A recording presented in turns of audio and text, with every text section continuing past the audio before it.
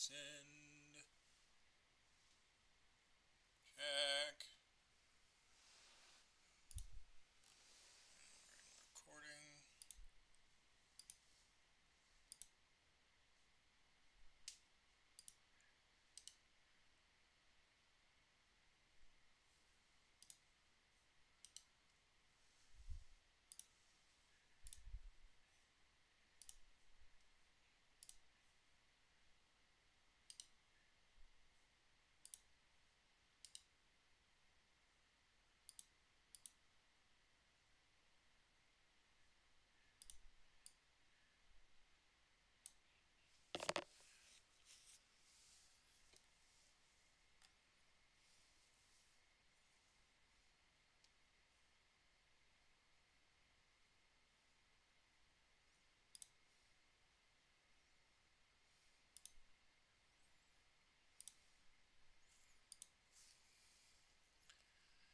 Just making sure that everything is good to go.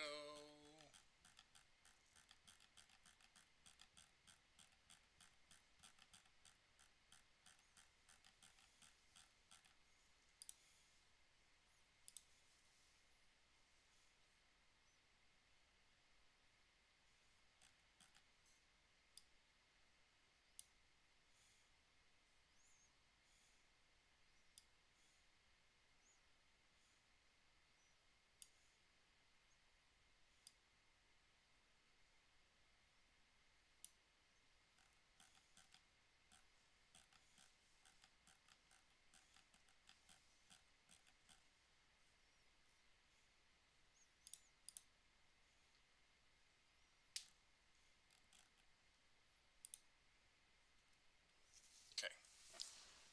Alrighty. Alright. Hello. Oh. Do this real quick. Hello, everyone. My name is Commissar Hecht, and welcome to another edition of Warhammer Painting. We are going to, and I apologize for being away for so long. It basically, I went to a friend's wedding.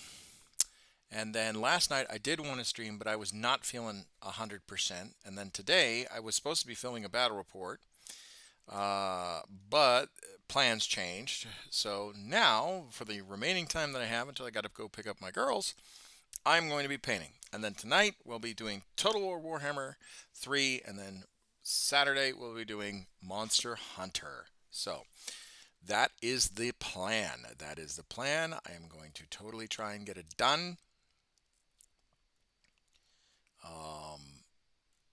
That's the goal. That is 100% the goal. But yes, that is the plan. I hope the plan is good to go and everything is squared away. But anyway, um,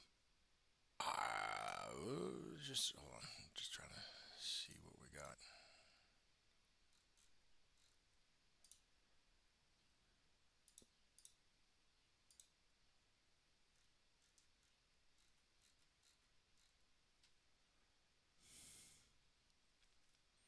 Yeah, okay, all right, cool. Sorry, I just needed to double check some things just to make sure because I got an alert saying that we were what's called that we were running out of that we had a data spike, and I don't like data spikes. Data spikes are no good. Oh, Red Sox are 2 games behind. Boo! That alert did happen. Okay, all right, cool. Anyway, let's get to it. We're going to finish this artillery crew. I have to actually look to make sure how many artillerymen are in an actual artillery crew. That would be actually helpful. Boop.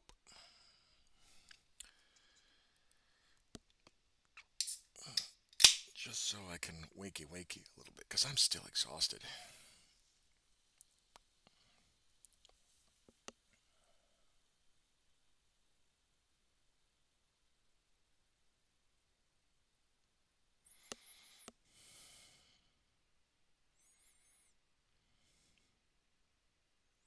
Yeah, but how many are in a team?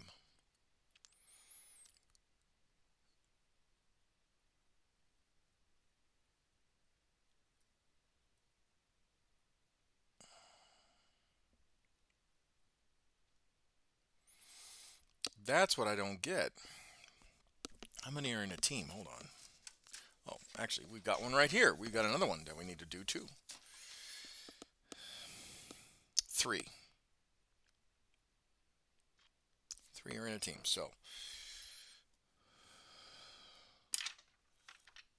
we have 1.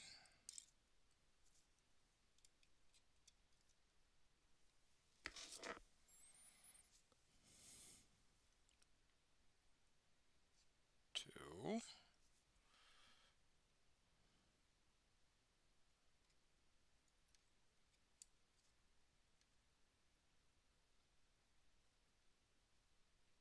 3.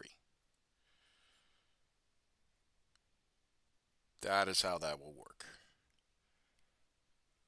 Right? Yeah, that's how that will work. All right, cool.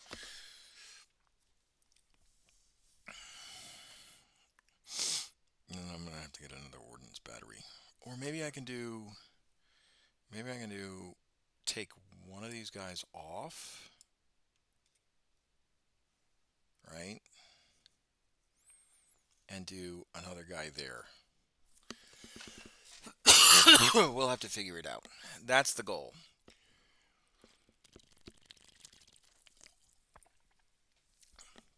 Because, fun fact, I want to build another one of these. I want to build another one of these artillery teams, right? Because these guys are actually, the siege cannon on this is phenomenal. So that is something that I definitely want to take a crack at. Alrighty. And we are going to have to use their hands. Well, one guy is going to be shoving it in the shell in, right? Because we established that the shells are actually the same, roughly the same size as the Krieg shells. Let's do some quick maths. It looks larger, but I don't think it actually is.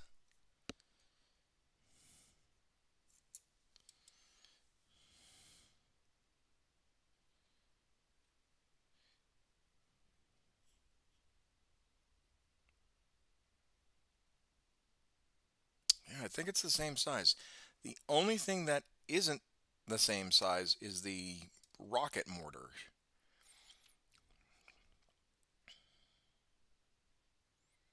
But everything else should be good to go.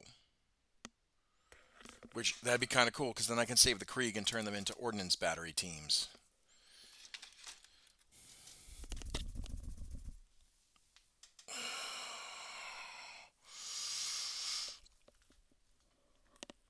Oh, big stretch. Yeah. Okay. Let's pull out the directions for this.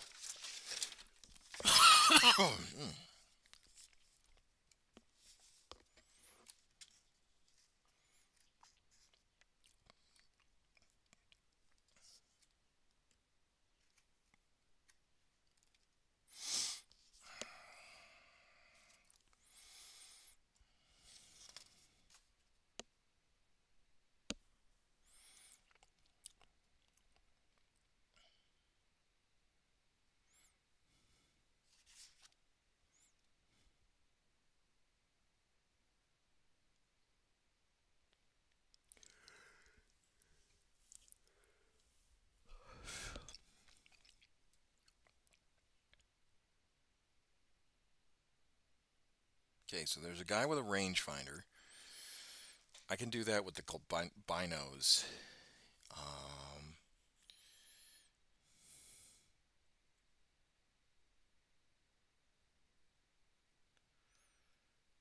See, and that guy's got a lost gun, so I can do that with another lost gun.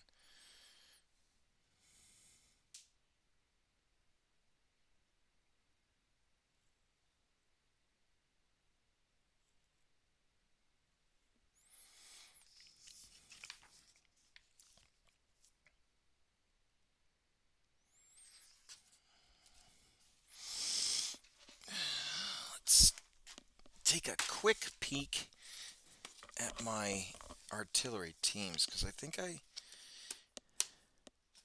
don't know if I gave them. Actually, no, I have a picture of them. I don't want to pull them out just in case I break them. But I think I got a picture of them. Hold on. Let's see. Let's make a quick peek.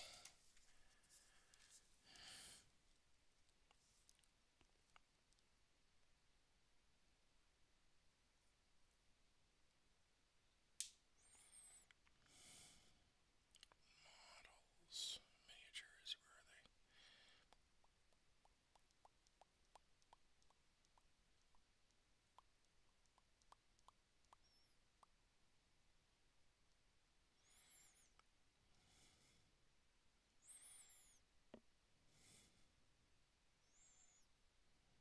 Okay, yeah, he's sitting down. He's got a lost pistol and sword. He's got a lost pistol and sword. Oh, I think I found it. He's got a lost gun. So I think that's what we'll do. We'll do the lost gun on that guy.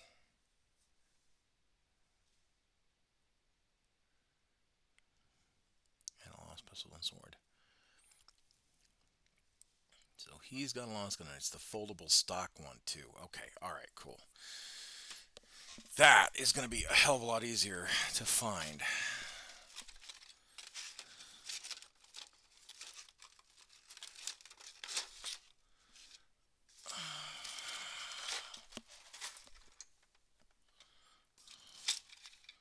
Because I got a bag of them somewhere.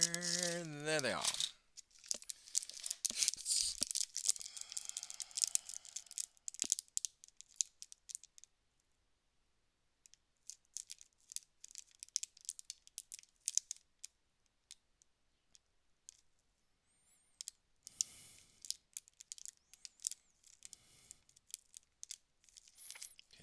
That.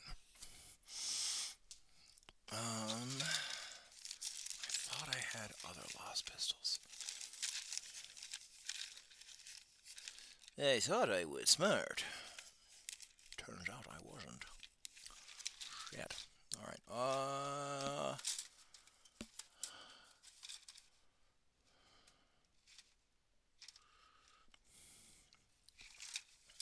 those are all Sentinel bits.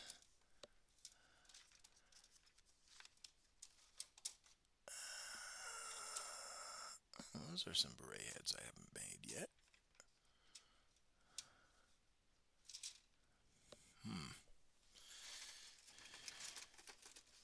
I'm drowning in bits. I really got to find a decent way to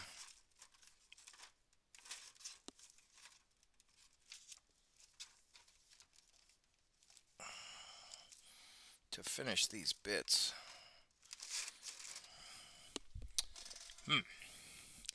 I have a problem, and I don't know how to fix it.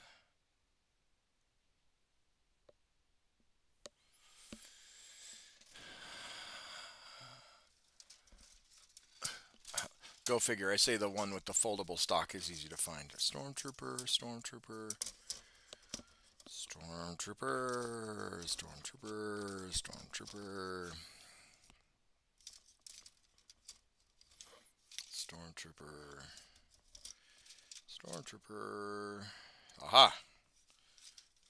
Hold on.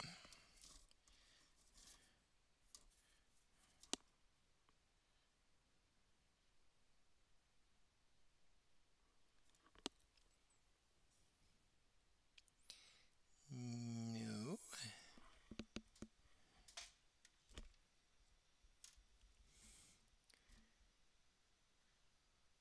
You were well fed at the wedding, I could see. Oh, well, yes. The wedding was lovely. It was amazing. It was good.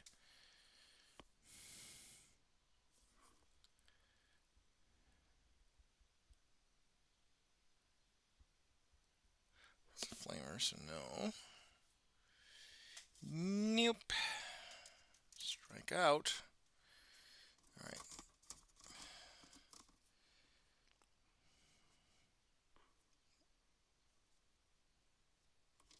Stormtroopers and berets.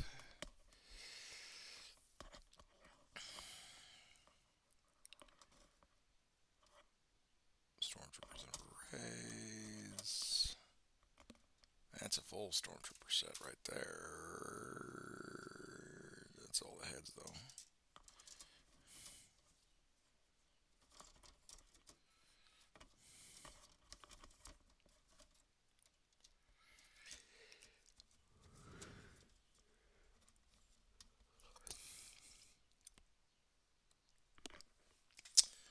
So, have you been to the Red Sox fan shop? Unfortunately, when I left Boston, I wasn't at the terminal where the Red Sox shop was. So I didn't get a chance to take a look, my friend. I am sorry.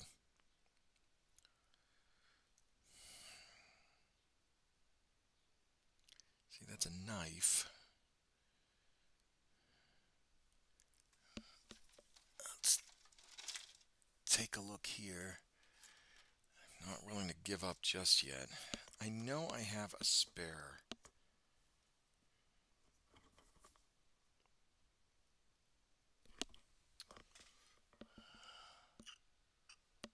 There's power sword and pistol. There's a sandbag. I'll definitely need that for the base.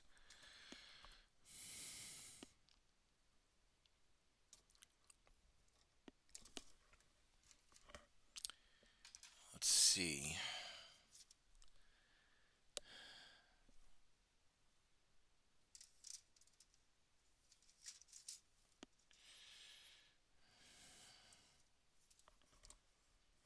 Flamers.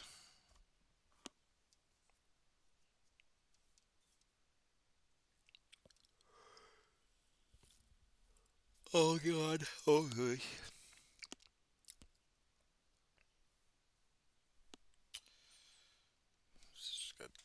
Got lost guns without slings and all that stuff.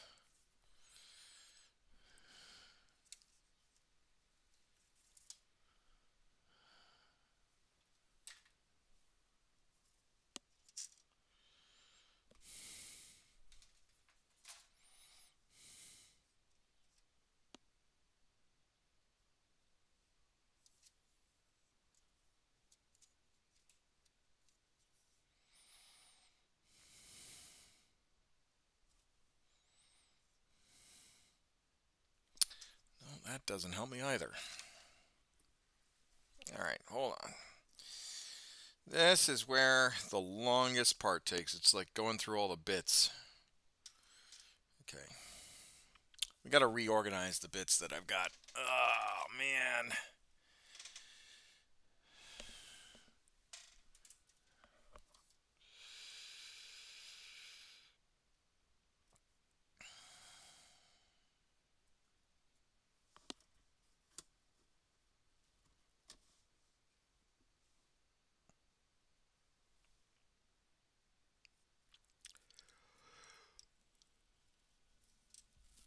Oh, right. Chain swords. That's all well and good, but I don't need chain swords. Flame tanks.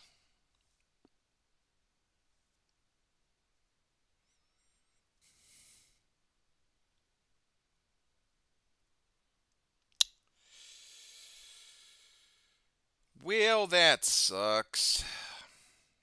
Okay, well, gave that a try, so that's no good.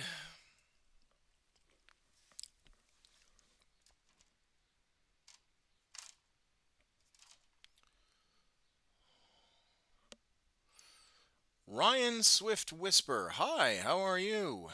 Welcome to the chat.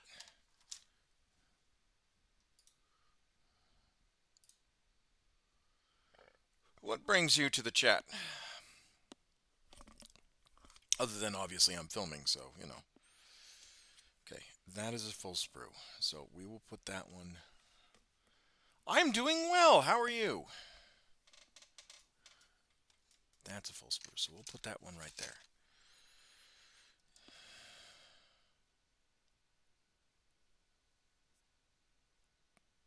strike out on this one.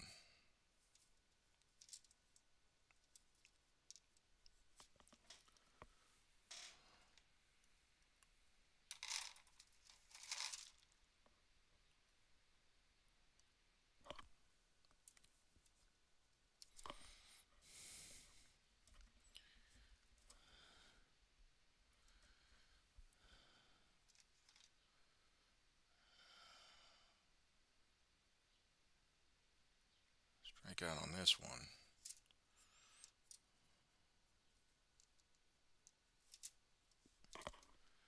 Damn, I thought I had another foldable las gun that I could use. Son of a gun. Well, that's frustrating. Okay, well, no use crying over spilled milk. In this case, no use crying over no las guns. All right, now we got to organize these so that way they make a bit more sense. So Ryan, are you familiar with the Warhammer and all that stuff? Like what brought you to the stream, buddy? Okay, so there's bodies and berets on here.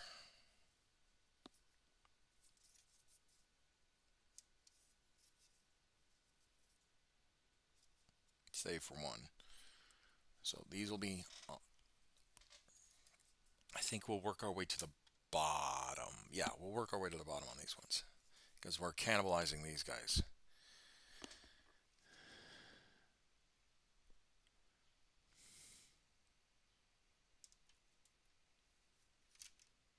Oh, because I put these on top.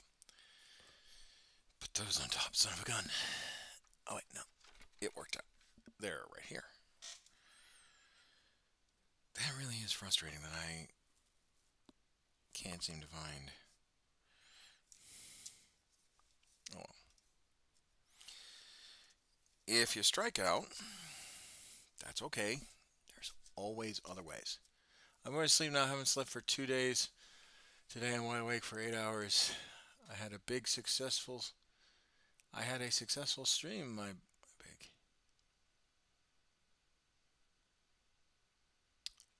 I can't tell by the cam, but how tall? But are you tall? Yes, I am tall. I am 6'3".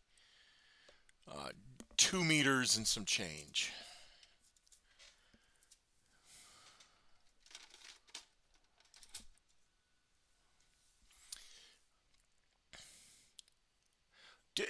Hairstone, you stream?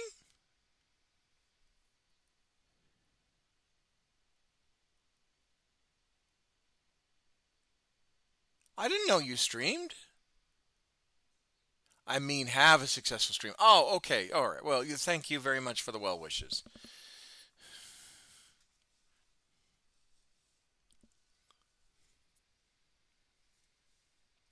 Can we see? I mean, I'm painting, so I'm just kind of sorting out my bits.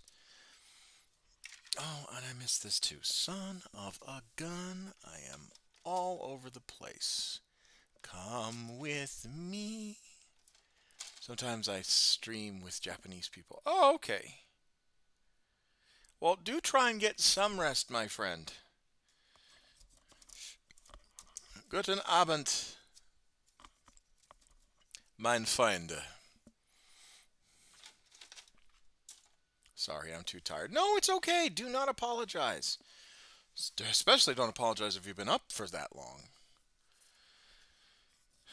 I mean, we're going to be painting, so you can see me do the painting stuff if that's what you're interested in, and I do encourage you to stay for the painting. All right, that is empty. Well, not empty, but it's got it's got a power sword. I might use that.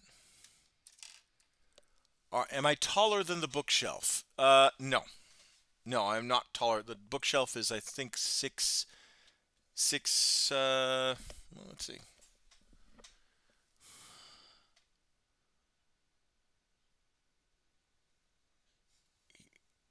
Oh, I think the bookshelf is like 6'6" or 6'5", something like that. It's Freund, Freud, mein Freud. Or sorry, friend. Ugh, my German's all trash today. Entschuldigung, mein Herr. Those backpacks. Okay, so those are backpacks. That is a picked sprue. Yeah, that's picked.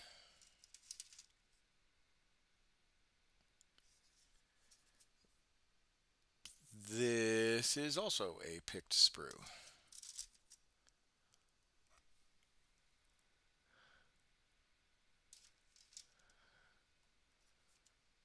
That has a power sword, so that one's a little bit more important.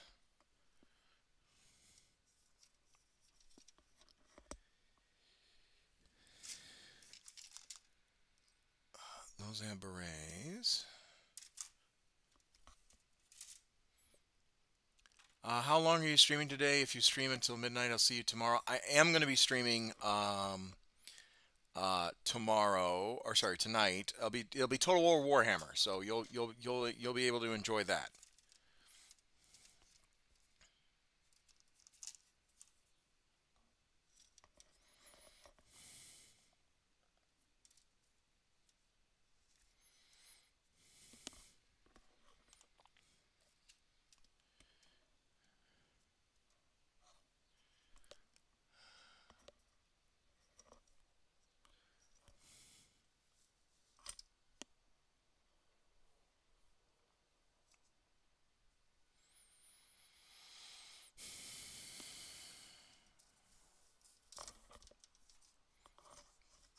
Okay, those are painted bits.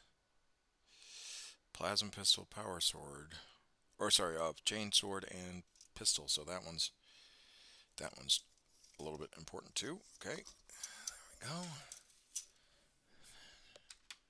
Okay, we got the heads. All right,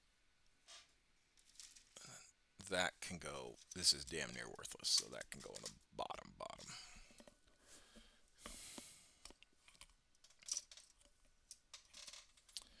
And these guys can go on top.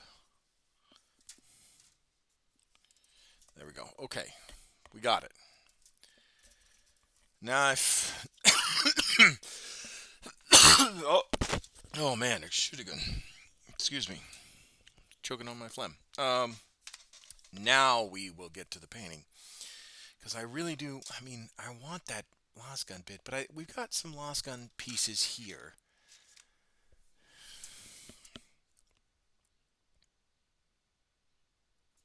Maybe I can finagle a. Thank you very much for the follow, by the way. I didn't notice that until the alert come up, so maybe trying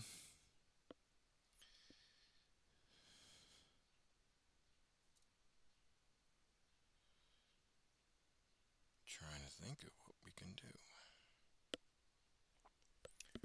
We can figure that out. Let's just get to the painting because that's kind of priority number one here. Mission priority one.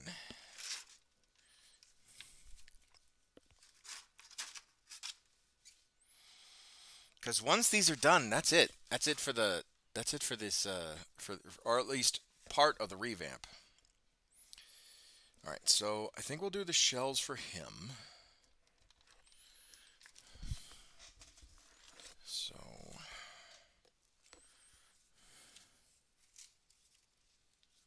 Oh, grab that instead of the directions. Let's do that real quick. But I hope everyone's having a lovely day.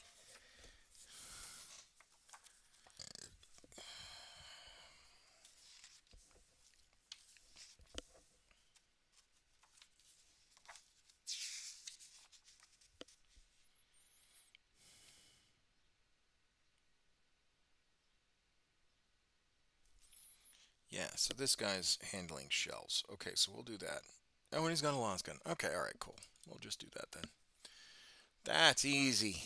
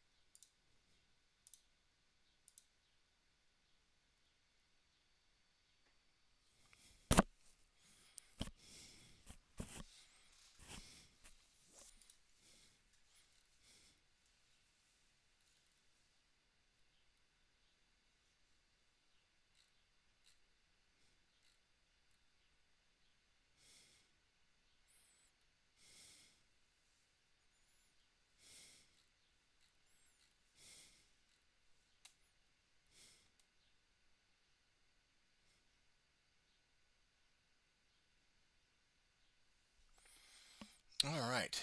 So Ryan, so what's you about? Like how'd you come to the stream?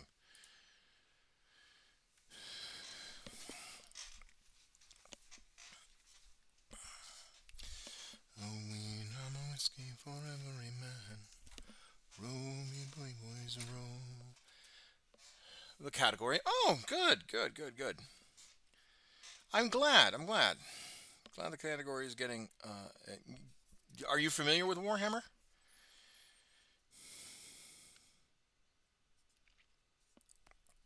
Like, do you want to learn about the? Do you want to learn about the setting and all that stuff? All right, we are gonna use a brown. Let's go with. Hmm.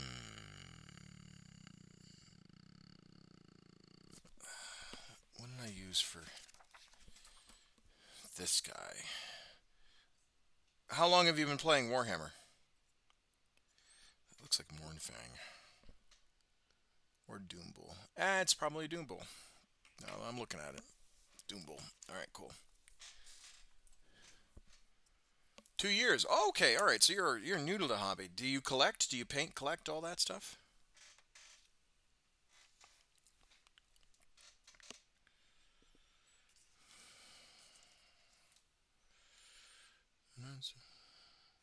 Just Total War. Oh, okay. All right. So you're not into 40K. You don't know, you're not familiar with 40K in that kind of a sense. That's okay.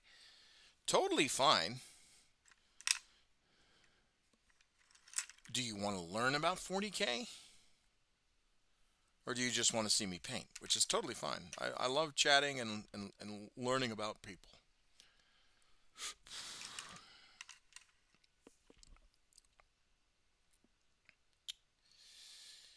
Yeah, I think we're going to use the small base brush and this old fine detail. I just want to see you paint. Oh, okay, all right, totally fine. Totally fine. No worries.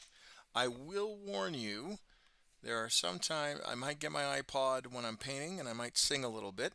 I'm not the best singer, but I do enjoy it. It helps me get into the groove, into what the battle rhythm, as I call it, and then it also it's a calming thing for me. I use painting as part of my um, as a help to my therapy sessions because I'm an active duty military member and I in the United States Air Force and I have some PTSD stuff that I'm working through therapy. But when I can't do therapy, I paint and I sing.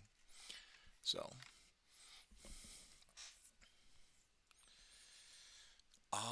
my hand just cramped. That sucked. All right. So we're going to be using a Doom Bull Brown on the accents of the leathers. So there's a Doom Bull Brown. As soon as the camera wants to behave and zoom in on it, come on. There we go. There's Doom Bull Brown. And we're going to be painting the leather portions of the toolkits, and we're going to be painting the satchels and all that stuff.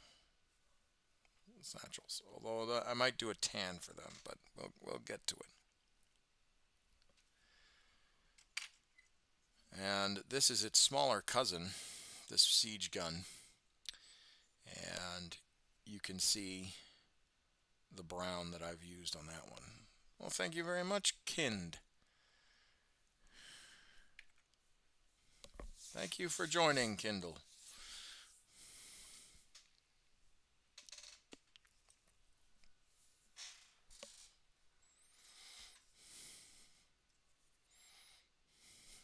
First, let's wet our brushes. Help us with the paint.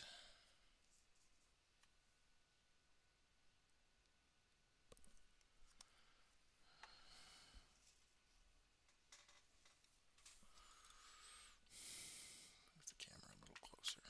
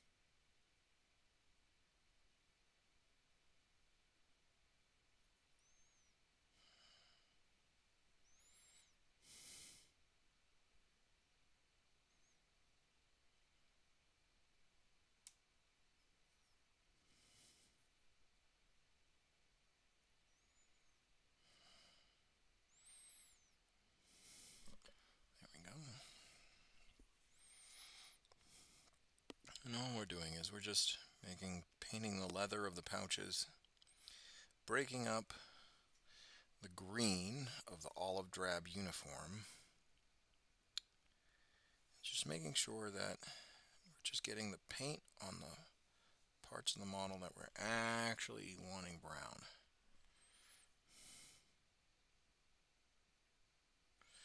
And if there's any paint on the model, if we like dork it up, no big deal. Because with everything in life, you just have to correct it, right? Sometimes it takes a little bit more effort, but in most cases, it's minor. Especially with painting, in most cases, it's minor.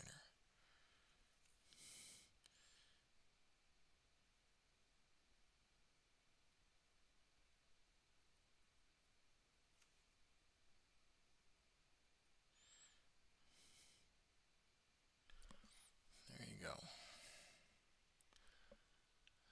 Well, thank you very much, Grand. Welcome. Welcome, welcome.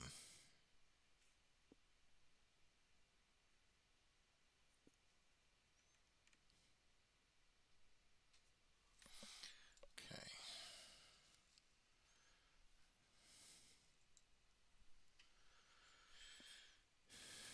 We're going to do the leather of this, same color, brown.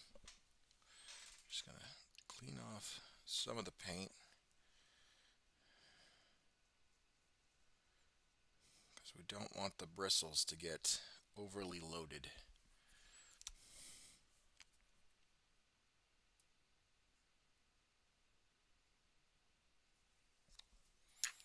Just a nice consistency.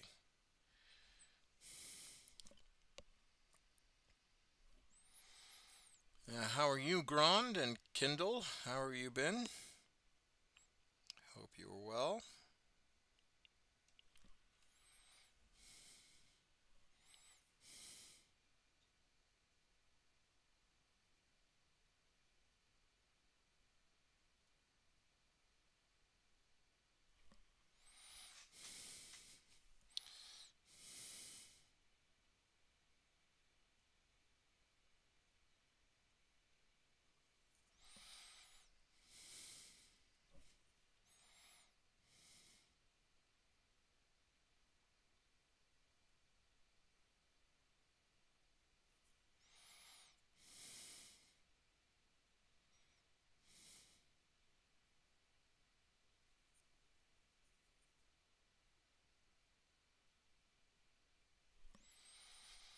There we go.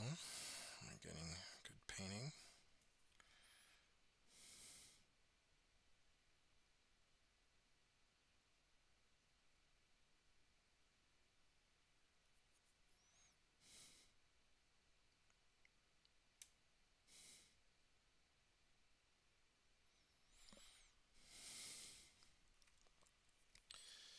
It's rolling my boys, wearing our boys.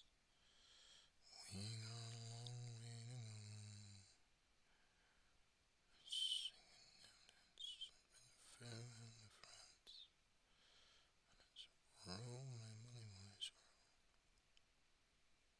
And it's roll my bully boys. There we go. Got that squared away. Get a little bit more paint on there. Madmen, hi from YouTube. How are you?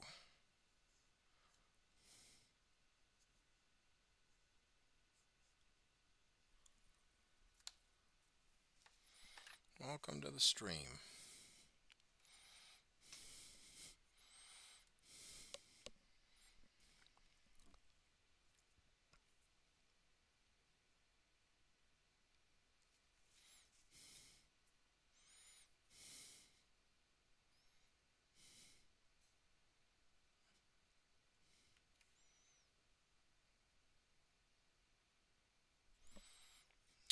How are you today? I'm doing good. It's always good when I get to paint. It's always very soothing when I get to paint.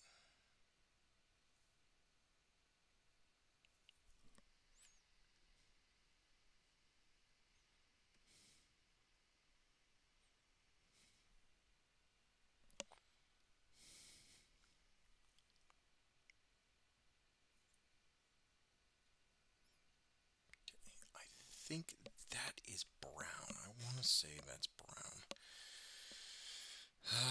But I don't want to make a mistake, so I will finish the other parts first, just because I have a bad habit of trying to get things done. Well, it's not that I've got a bad habit, I just.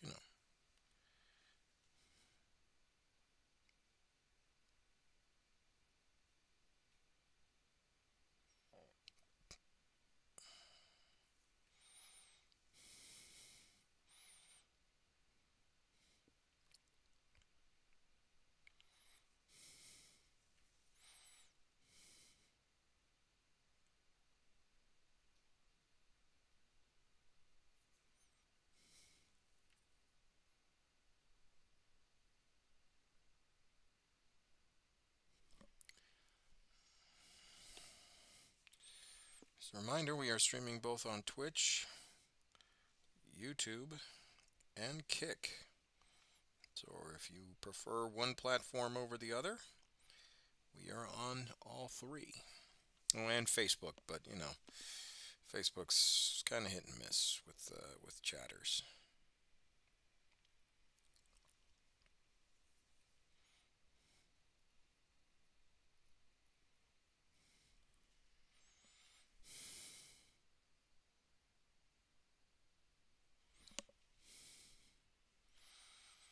How are you doing today, Madman?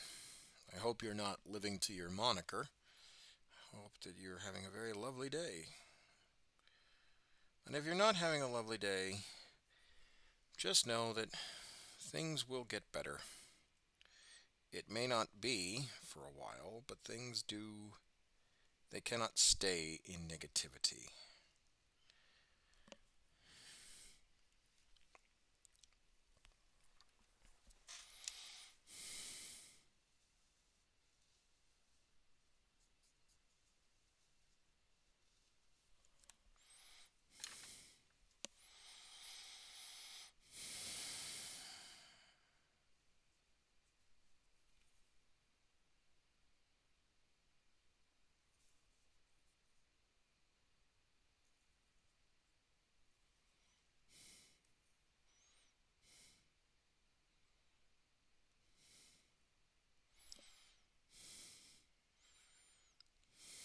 I'm doing good. I'll be painting jump packs on intercessors. Oh, yes. Yeah, well, that's good. I'm glad. I'm glad you'll be painting jump packs on intercessors.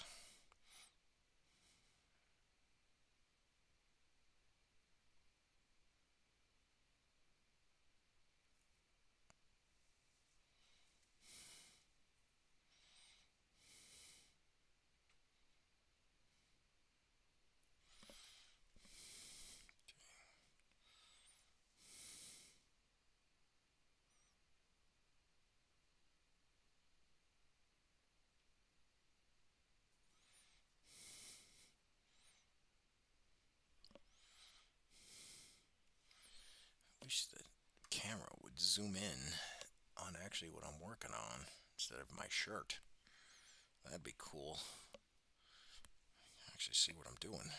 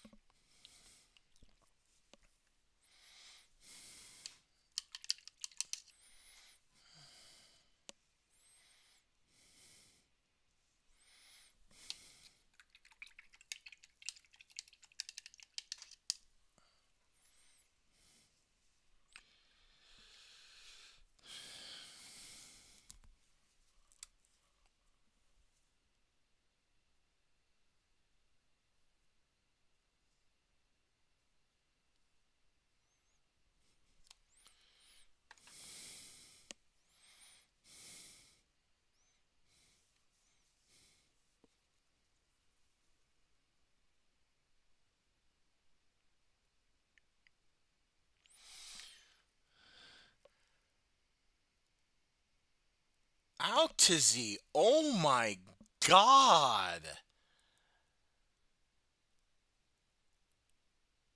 Holy hell!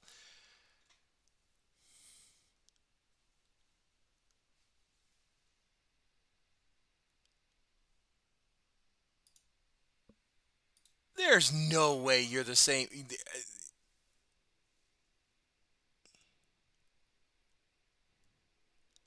Buddy.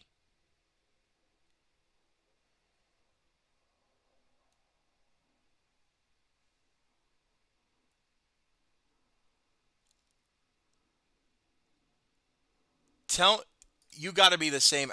There, that.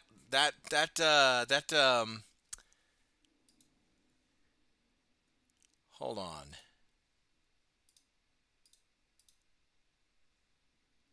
Yeah, dude. Greetings. I followed you on Twitch, but just as now as Grand. But I like YouTube better. Yeah, it's me. It's a bit of a rough patch, but I'm back.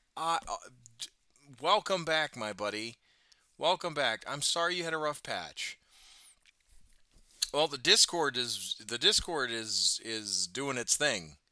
So, um, you know, uh, you're always welcome to come back to Discord.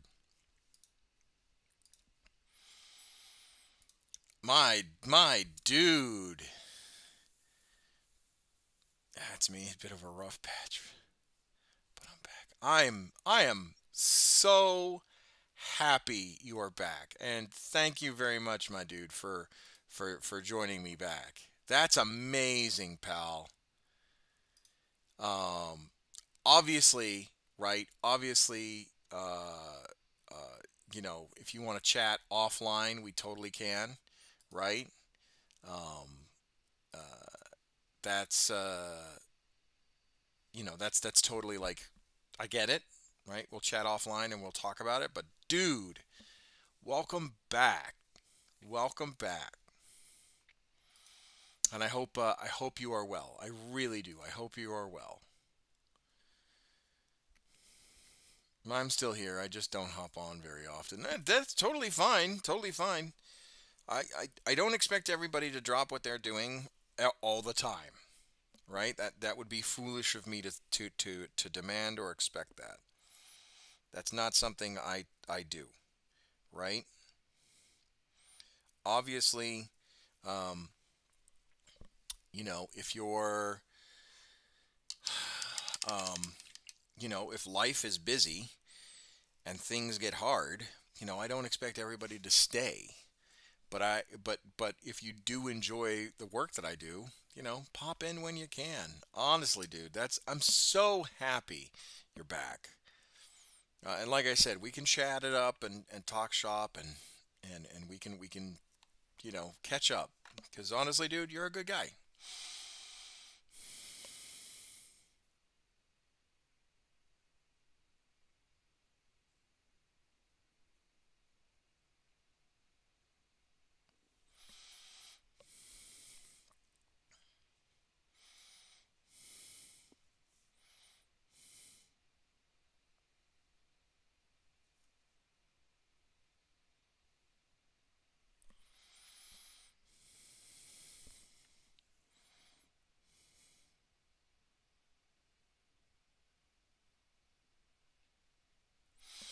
And of course, there are others you should meet too, because I think you'd like them. I think you'd like them. The Discord has certainly grown a little bit. There are regulars, and then there are those that hop in and out when they can.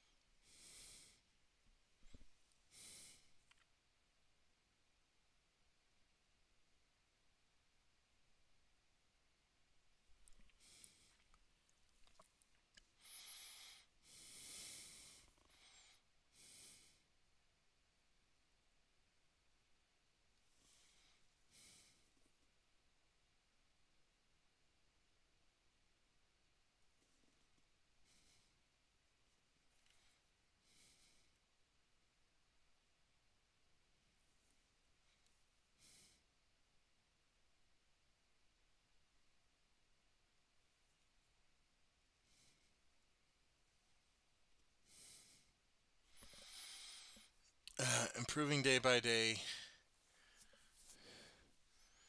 I hit a rock bottom with a massive embol. Oh, 8 months ago. Destroyed a big chunk of my lungs.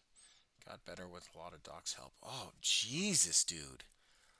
Oh, brother. Holy crap, man. Well, I'm glad you're back, and I'm glad you're getting better. And I'm glad you're recovering.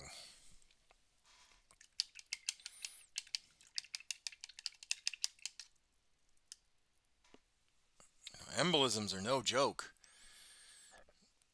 Whew.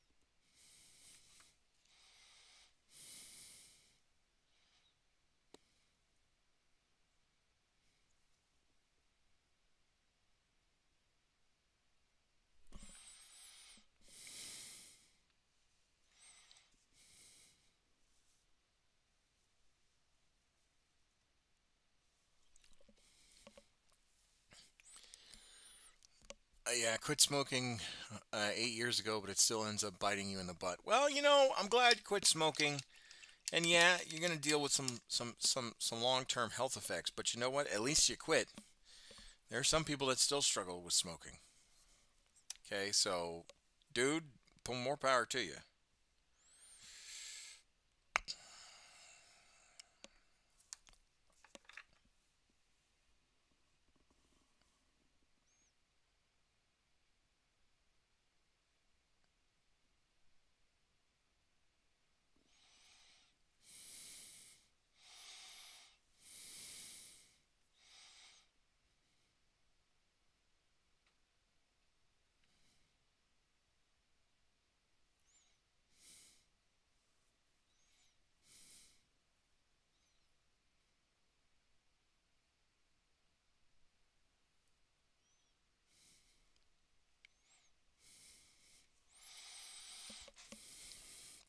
Can't wait to check out some bat reps. Well, I haven't done a whole lot of battle reports recently. I think, hold on, let me look at my catalog real quick.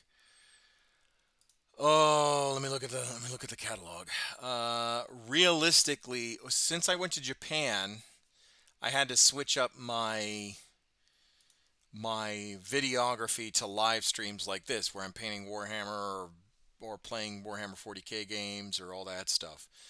But realistically, so the last battle reports I did was 9 months ago was Blood Angels versus Custodes, Demons of Khorne versus Custodes, Adeptus Sororitas versus Astra Militarum, and then Harlequins Drukhari versus Astra Militarum.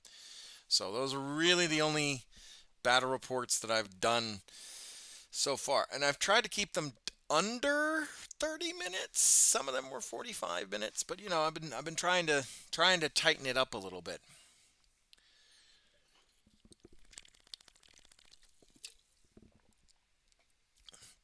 But realistically, my last battle report before the 9 months was 3 years ago.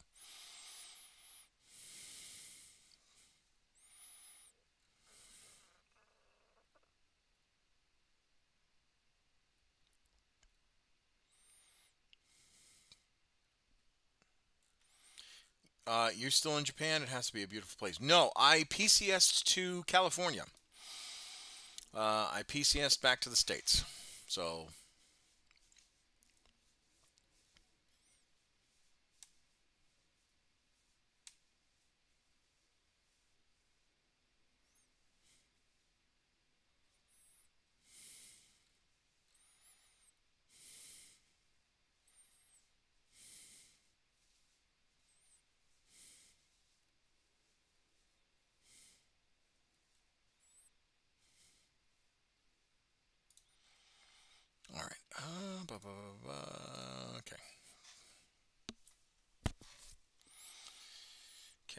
That's done. That's done.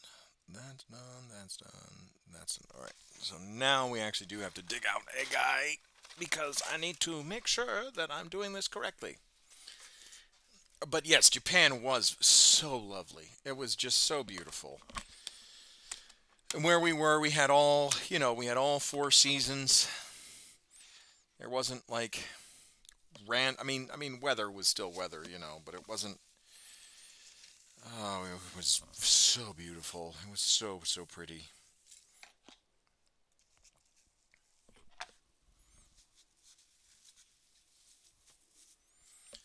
I Nice, and I did watch the very last. If I remembered, it ended in a tie. It did end in a tie. It was just an absolute slobber knocker of a fight.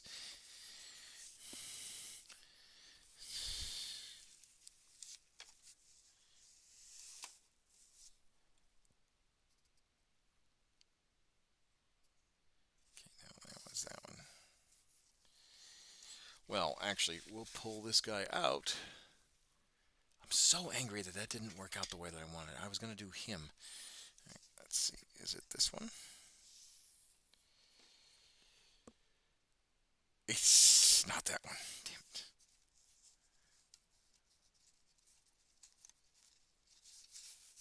It's got to be this guy. Ah!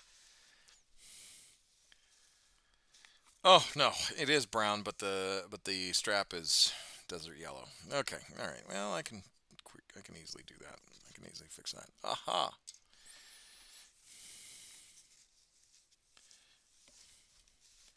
We'll just put. Oh my God! I'll just put you down like that right there. Oh, don't you dare!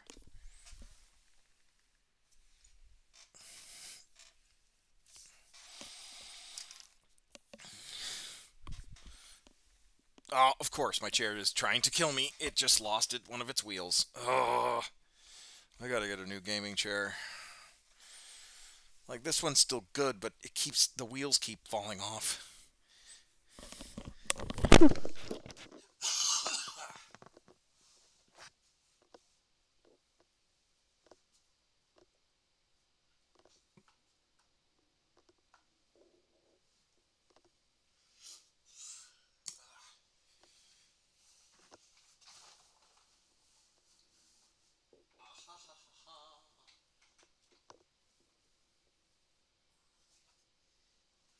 Remember to have them in front.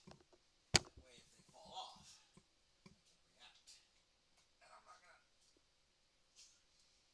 shit and die, basically. What is that? Oh, don't tell me that's.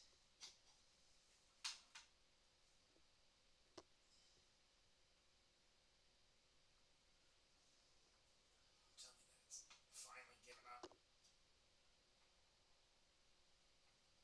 It's finally quitting. Oh man.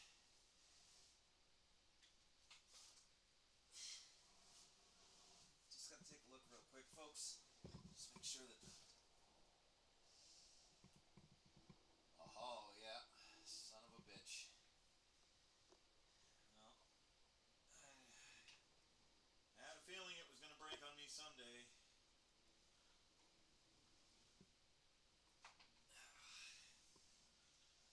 Well, I don't know how long this chair is gonna last now.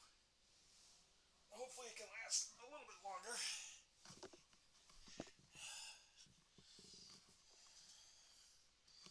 I really wanted to because it's such a nice. It still works. That's the problem.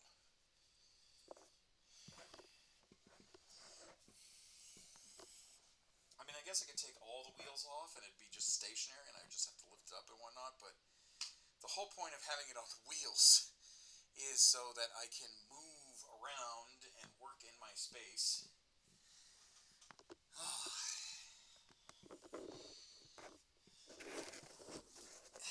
Slightly disappointing. Ah.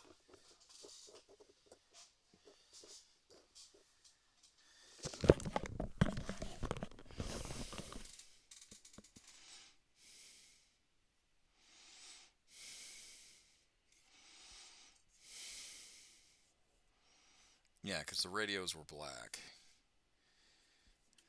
Silver was the duct tape was silver. Damn, I was really hoping I had a foldable Lost gun stock.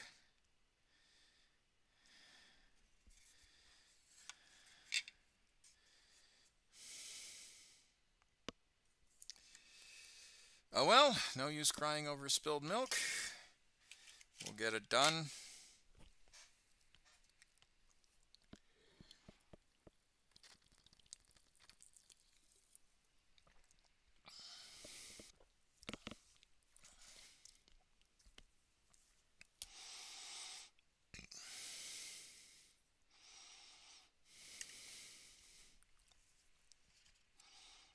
What did I do for that Aquila? Oh, it's just the same color. I think we'll do something different for that. I think we'll do like a red just to break up the brown.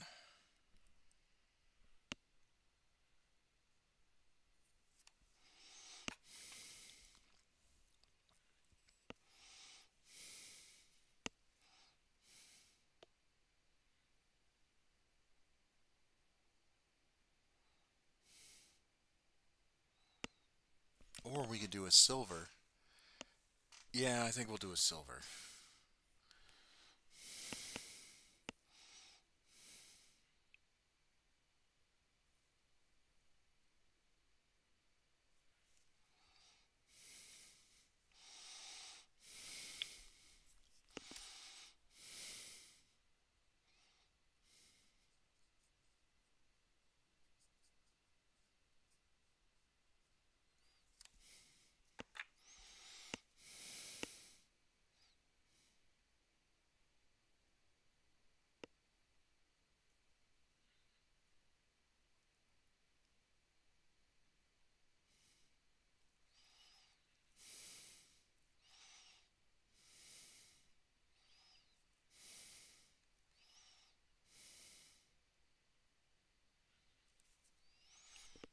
Oh, Yarg sleeping.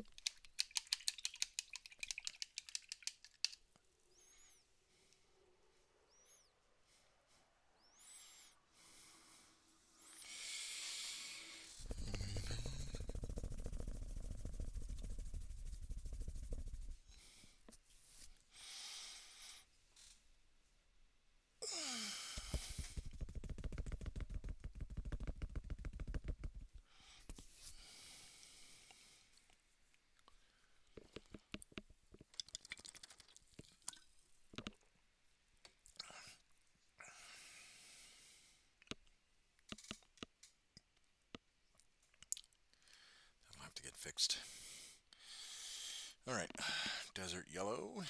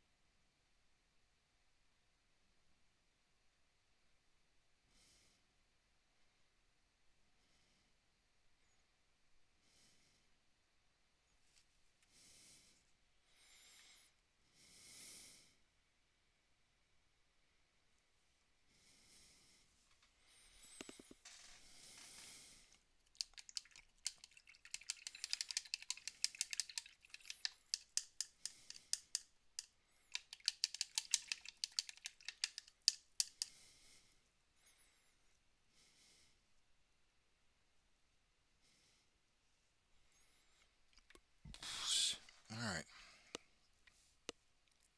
Oh, how did I miss that ammo pouch?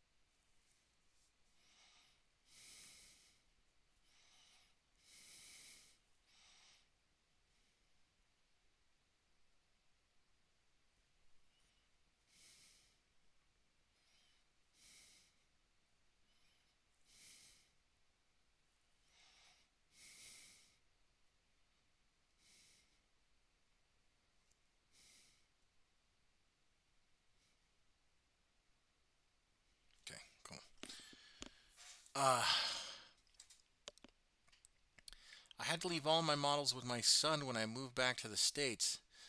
Living in Maine now, hoping to get back into the hobby soon, missing the painting. Well, where'd you go? Where's your son? I'm assuming you said back to the States, so I'm assuming overseas somewhere. The cheese wheel. What are you painting? I'm working on some Emperor's Children Tormentors. I am working on, here, and I'll show you because I've got a couple of them. Good afternoon, Johnny. Good afternoon. Time to hang out. Yes, Johnny. Thank you very much. So, I am working on the main body Arcadians, right? The main body is Cadians. The heads are Scions, but they are my own brand of Imperial Guard. They are the Terrans, and these are Terran Imperial Guardsmen. Tithed from Terra because Terra's population is in the quadrillions. So that is the only thing that Terra produces. Otherwise, it consumes everything. And the painting style is that of Vietnam. The American side of the Vietnam War with the Air Force Security Police, i.e. Operation Safe Side, i.e. the 1041st Security Police Test Squadron. So that's why they have the blue beret and the olive drab uniforms and the black body armor. There is a homage to current day military where it's the sand brown straps and the sand brown shooting gloves for those that are wearing shooting gloves. But yeah, so that's kind of the goal today is finishing this artillery piece and putting the crew on it. So here is the finished artillery cannon that I've been working on for the past few streams. And we are going to put, instead of Kriegsmen, we are going to put the modified Cadians, and they are going to be my Terran.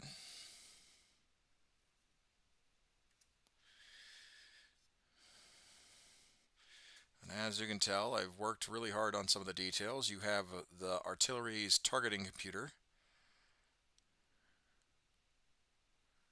I can get it shifted this way. There we go. The artillery's targeting computer is right there.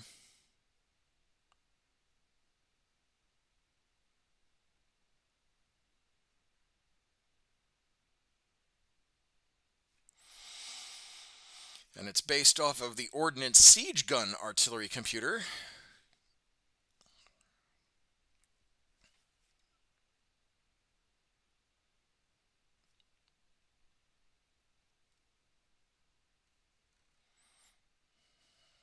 Come on, zoom in. If I can get you to zoom in, that'd be great.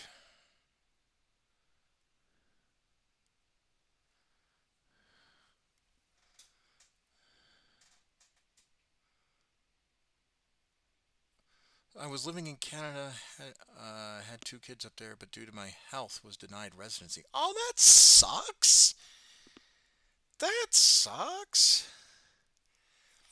So I went back to Maine where I'm from, and the kiddos. I hope that you and, the missus are still together and like you just come and visit every once in a while. That really does suck. Maine's not too far away from the Canadian border, so I hope you get to see each other every once in a while.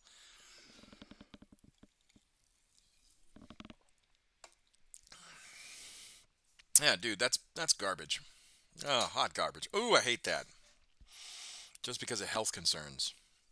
Ugh.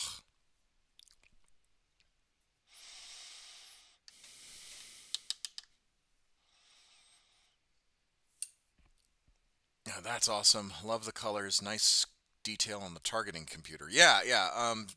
I did it, so I'm not going to take all credit for it. For those of you that are keen of eye, right? Let me try and rotate the camera so you can actually see the targeting computer. Close call them every day. Visit them when we got spare money. Okay, all right, good. I'm glad. If I can get the camera to zoom in. All right, so for those of you that have a keen eye on what that targeting computer looks like, I will give you one hint. All right, it is from a movie.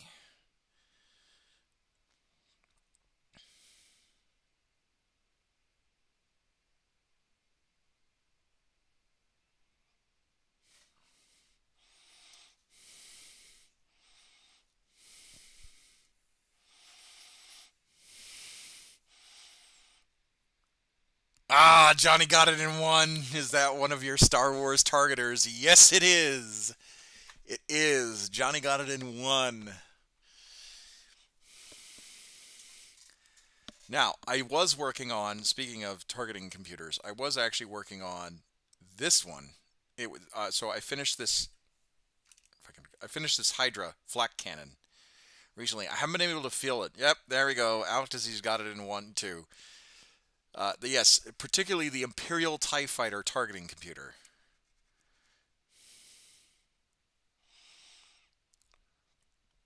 So, and that one is loosely based off of the Imperial targeting computer. I actually wanted to do the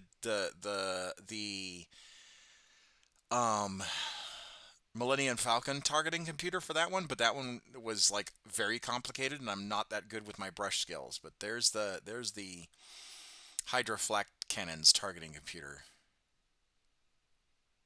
as well.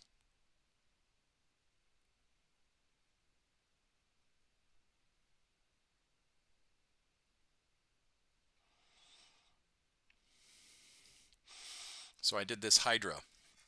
Now, unfortunately, come on, zoom in. Okay, unfortunately, the struts for the cannon snapped, so now it's only fixed to the down position. Um, but everything else works, and I gotta find the crew because I want to do the crew with the berets and whatnot too. Because I want to have one crew member like leaning over, looking to protecting, pulling rear security on the struts, and then have the one sitting over it and whatnot. But yeah, so every targeting computer is going to be from Star Wars at some point. I want to do the Rebellion targeting computer. It's just so fucking complicated.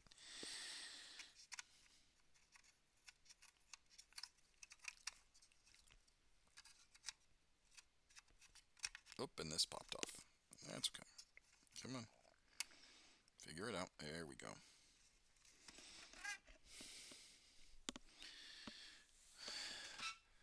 And then just recently, no, where did? Uh oh.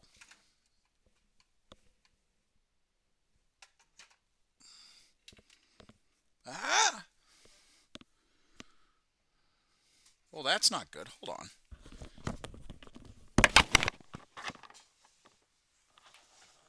Hold on. That's not good.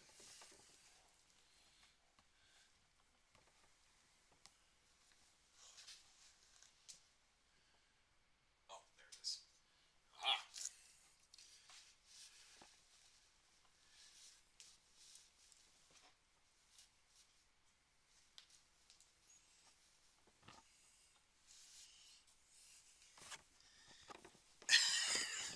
to win against these Tau and take out. You have to take out their theater with an artillery strike.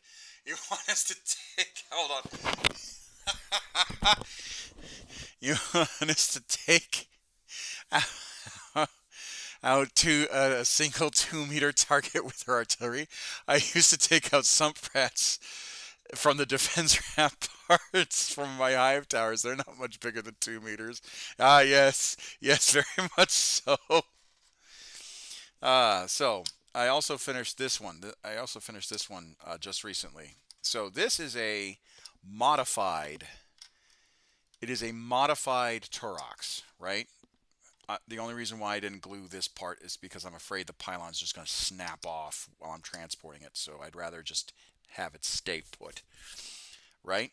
So this is a modified Turox because, for those of you who are in the military, if you were to replace the treads, the demi-tracks, right, with wheels, it almost looks like an up-armored MRAP, right? So it almost looks like an MRAP, an up-armored MRAP. So what I did to simulate it being up-armored was I decided to build the turret, right? I added the autocannons in kind of secondary because I didn't like how they would sit back here right next to the loading hatch of the of the door. So I was like, well, if it's supposed to be targeting vehicles anyway, it should be on the turret, right? A little elevated, and it would just rotate on the turret. And then, because the turret was blocked, because normally these missile racks are underslung, right? They're underneath this bit right here. So they would sit on the bottom of the rack. But if you did that, it would block the turret. So I mounted them on top, and now it is basically a Katusha Turox, a Katusha pattern Turox, where the missile racks are on top, and it looks, it doesn't look totally out of place, right? I mean, the Manticore missile battery, right, will have rockets on it, so it doesn't look too out of place. So I like it. I like the design.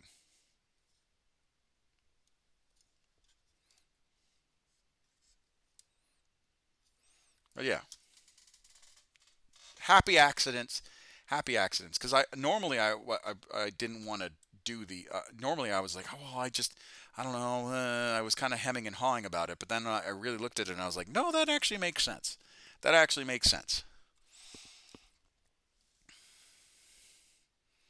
So I like it. So those are kind of the vehicles that I was working on recently.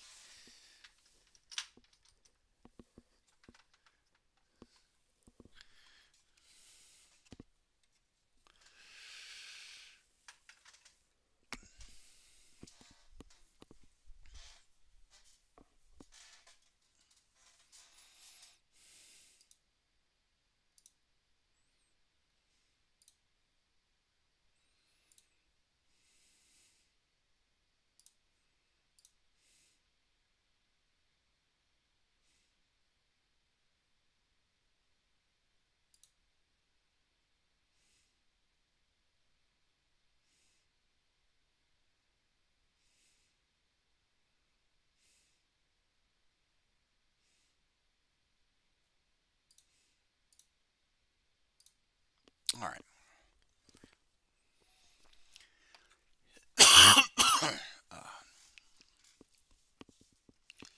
Alrighty. That's good. Okay. Now we need to do the arms. So I will need this actually. But I hope everyone's having a good day. I really do. We got roughly 3 more hours of the stream until I got to go pick up the girls and get dinner going and all that stuff.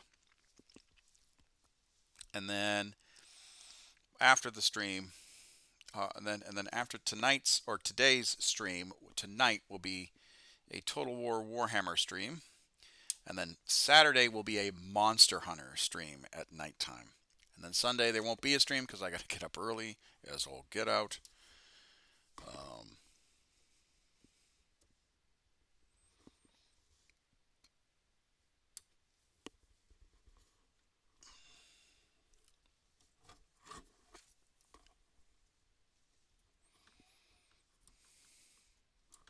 Aha, son of a gun.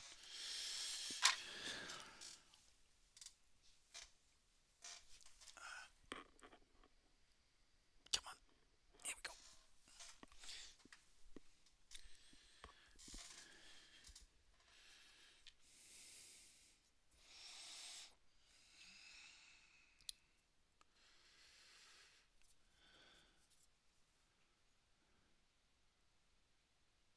I always get earwormed when you talk about Total War. Well, is that a good thing or a bad thing? Ah, but aga.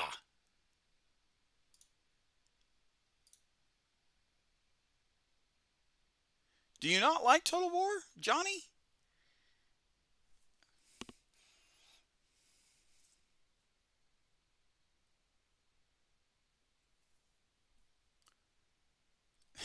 Beat me to it this time. Yeah, yeah, yeah.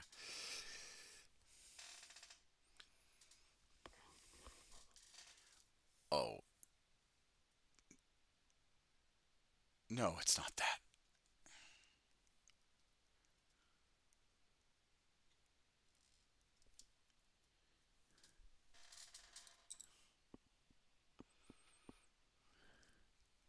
Are you familiar with the? Oh, yes, I am very familiar with the band. Yes, I am because I think you played that during Aresia, if I remember correctly.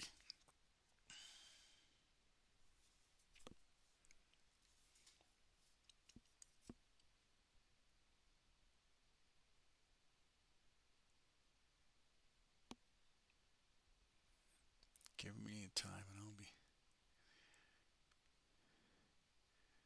Yeah, they were always a favorite of mine. Yeah, yeah, yeah. Yeah, now I remember. I was just afraid. I was like, oh no, does he not like? Fuck. 69. Okay, we're looking for 69. Lucky number 69.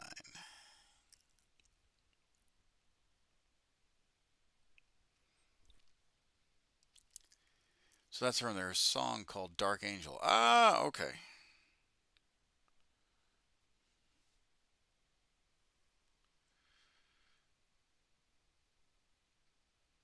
How do they not have? It's one thing I don't like about Games Workshop's bits catalog or bits tree is that it's so counterintuitive to what it should be.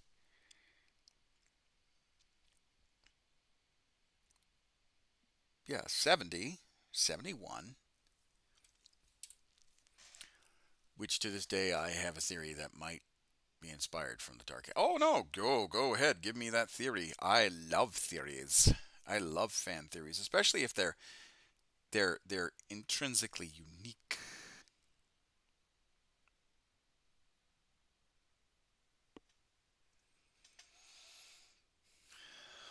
69. Jesus Christ.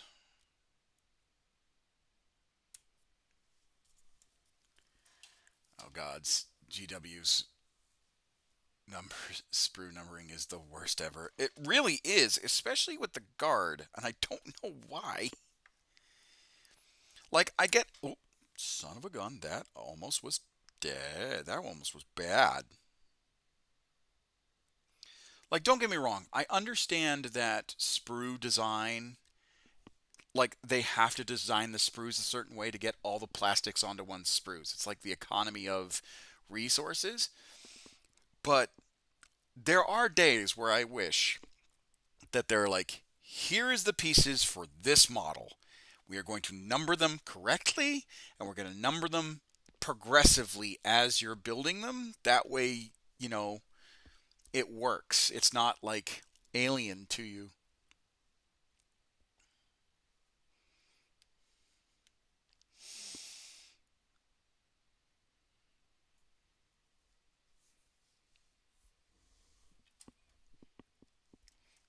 And maybe that's what they had in mind, but dear God in heaven, was a terrible execution.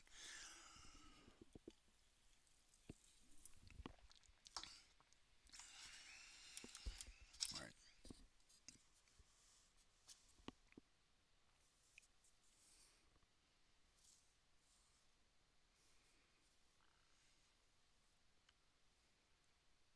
Right, because it was black. It was. Oh, they could. I don't know. Figure out. They could. Oh, I don't know. Figure out when they put stuff on sprues, then assigns the numbers in the same way. Like again, I get it.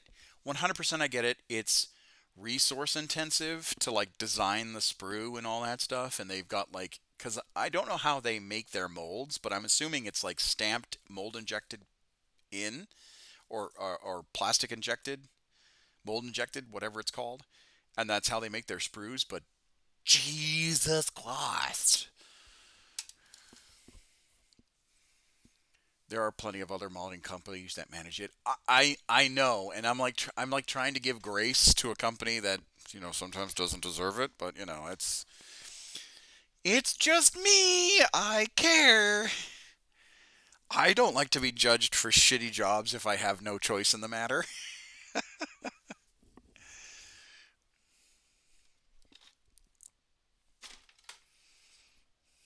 Nah, I get that.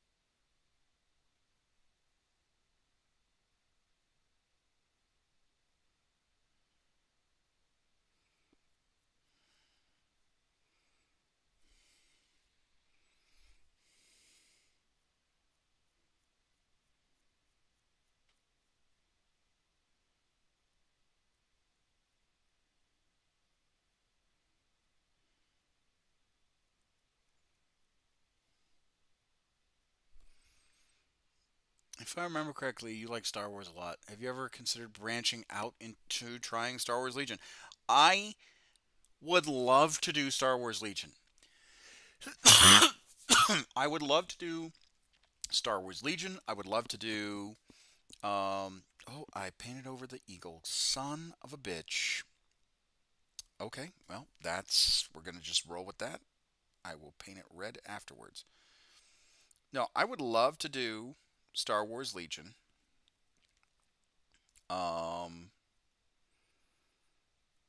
the problem is that 40K has taken up a lot of my time. Not that I don't like 40K. I think I love 40K. Not that I don't like 40K. I love 40K, and I think I would love Legion. It's just realistically, I have a lot of things in my pile of opportunity. I don't like to call it a pile of shame because that's a negative connotation. Um,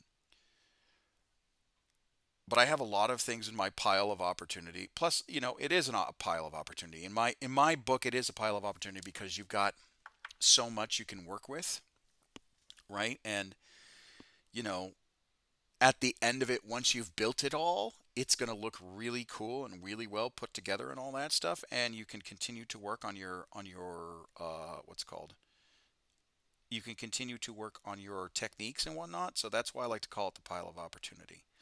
Because a hobby should not be seen as a chore. Once it's seen as a chore or once it's seen as something that you're not getting joy from, you should stop. right? You really should. Because if you're feeling pressure or you're feeling compelled to do X, Y, or Z, or you're not getting joy from it, or it's not giving you a peace of mind, then you should stop. 100% full stop. Shouldn't continue.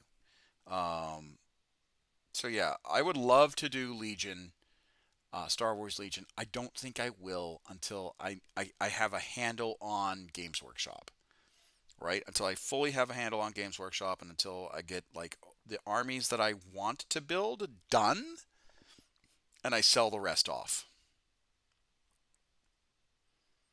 Um, but G Dubs, as much as I'm willing to give them perhaps more than they deserve share of leeway, sometimes abuse that privilege. He says, remembering taking half an hour on a single tiny part on the sprue he swears he checked 3 times already. No, 100%. Like, I want to give GW its flowers. I really do, because they make a solid fucking product. Where I had this conversation with a member of the Games Workshop cafe folks up in um, what's it called? I remember having the Games Workshop cafe up in Monrovia. I remember having a conversation with them, and I'm like, it really does suck that the entry to the hobby is so fucking expensive. I mean, really, really fucking expensive. Like, cost prohibitive to the point where it's almost obscene. You know, my biggest gripe with GW is they could make, yes, they have a fiduciary responsibility to make all the monies, but they could turn around to their shareholders and turn around and say, we could make all the monies, but we could make even more monies and give you continuous growth instead of unsustainable growth every quarter if we just dropped X, Y, and Z, right? Um,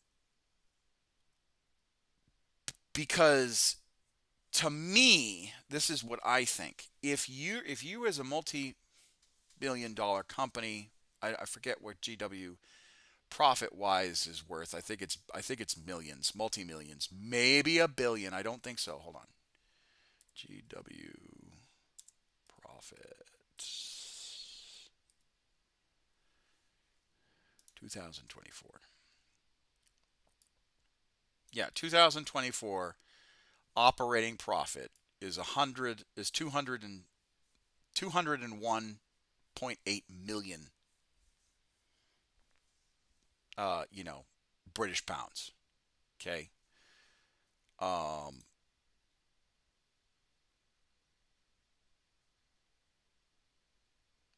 you know, the group's profits before tax, and this was, you know, so roughly half a billion USD. Yeah, I mean, yeah. So it says Games Workshop. This was back in January of 2025, of Jan 14, 2025. So from their actual like Games Workshop investor relations website, there's a frequently asked questions of how profitable Warhammer is. So Games Workshop reported a profit of 126.1 million pounds, or 154 million dollars for the 6 months ending in December of 2024.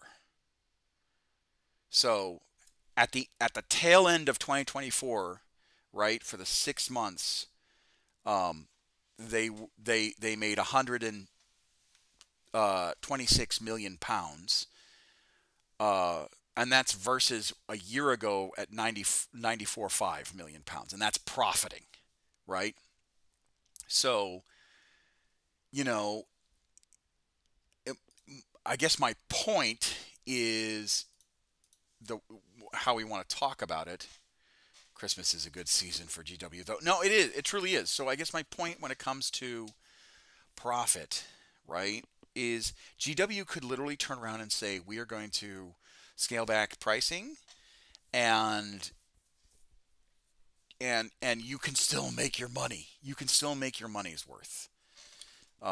And I wish they would do that. I really do, because if they did that, the amount of credit, the amount of kudos, because not only that, they did even more. I mean, I give them credit for, like, hey, Christmas bonuses for the workers. I think it was 2,500 bucks. You know, it could have been more, but I think for every employee to get a $2,500 check, that's a lot of cash, especially during the Christmas season. Um, so that's good. And that's that's pretty decent. I wish the Games Workshop stuff would unionize. I wish the Games Workshop workers would unionize, but from what I hear, GW aggressively pays them well, um, in order to prevent unionization. Oh, damn it! One of my biggest issues is cost. Star Wars Legion is like half the cost, but the models look amazing. Plus, who doesn't want a Jedi or Vader striding across the battlefield?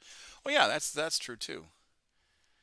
I feel like the problem is there that yes, they want to scale back pricing for all their overall sale, but their overall sales would go up. But I think their biggest problem is managing supply and demand on their production side. Oh yeah, fact. But at the same time, I love the 40K lore, and the models are great quality, though they do seem to be getting more static and let kiss bashable for some arms. Oh, facts. 100% facts. Hit it right on the head. Got it in one. The guardsman used to be super compatible with almost everything, and now these new Cadians are very difficult to kit bash with other models. Um, some people have successfully done it. I have done it. I've done minor kit bashes, right? Swapping out berets for um, instead of the regular helmets and all that stuff. So I've done minor kit bashes. So I don't, I haven't done like a major overhaul to make my own, to truly make my own different regiment. But yeah, it's tough. It is tough. These newer models are definitely more static in design, I think. They're really bad at keeping high demand models in stock. Oh no, facts. 100% facts. 100% facts. And I don't know if that's intentional or if that's like them being like, oh fuck, we didn't think we were going to be selling this many. Part of me thinks it's intentional because FOMO is a real thing and it's psychological, and it always boosts sales. But I think it might be a mix of both. That's like me wearing the tinfoil hat kind of a deal.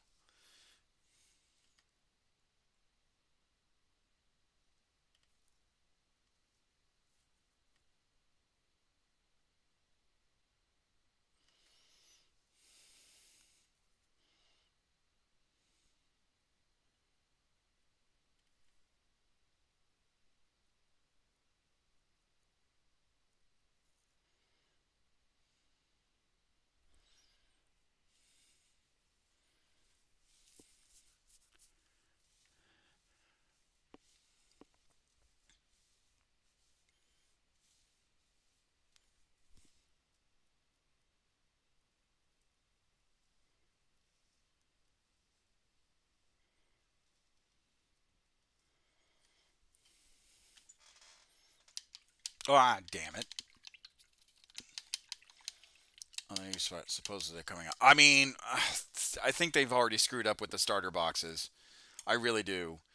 The fact that the combat patrol for the guardsmen is horses and Kazarkin is just kind of bullshit. Oh, ooh, that is. I'm like, that is something that has truly, truly pissed me off to no end. That it's just Kazarkin and horses for 170 buckaroos. I mean that's just whoo, that's angry. Like that has just made me upset. Like smoking absolute horse crack. Like don't get me wrong. If you want to make a Khazarkan army, I think that's the issue with a lot of tabletop gamers. They start with 40K and go so deep into it that the thought of starting anything else is daunting, leads to GW having gamers by the, yep, no, yeah, no, you're right, you're right. You're not wrong. Definitely have us by the nuts. 100%. But yeah, oh, God, the horse combat patrol. Oh my God. And I think that's the most egregious thing Games Workshop has done. Asides maybe the Thousand Suns Combat Patrol. I think that one was pretty, because I think it was the Thousand Suns Combat Patrol that was pretty bad, and then the Gene Stealer Cult Combat Patrol was pretty bad. Because the Gene Stealer Combat Cult Patrol, that one is, what is it?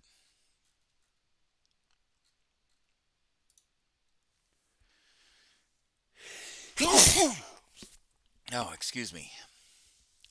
Yeah, the Jackal Alphas, the Achilles Ridge Runner, 5 Jackals, and then 10 hybrid metamorphs, which I don't know if metamorphs are even in the new codex. Um, you mean the Zangor combat? Yeah. Oops, all Zangors. Yeah.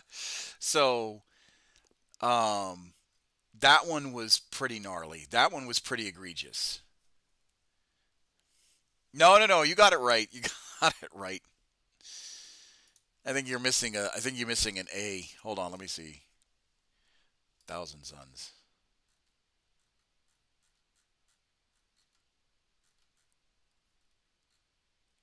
Oh, they took the combat patrol down.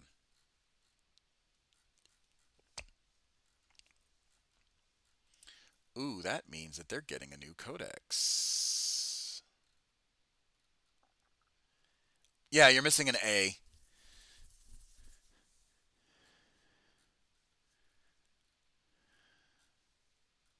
Or they're getting a new combat patrol box. But still, like, it was such bullshit. The combat patrol box. Because I think it was like 50s. I think it was like 20 Zankors, Scarab Terminators, and a Wizard. Um, or yeah, maybe it was a Sorcerer Lord and Terminator armor, and then 3 Scarab Terminators.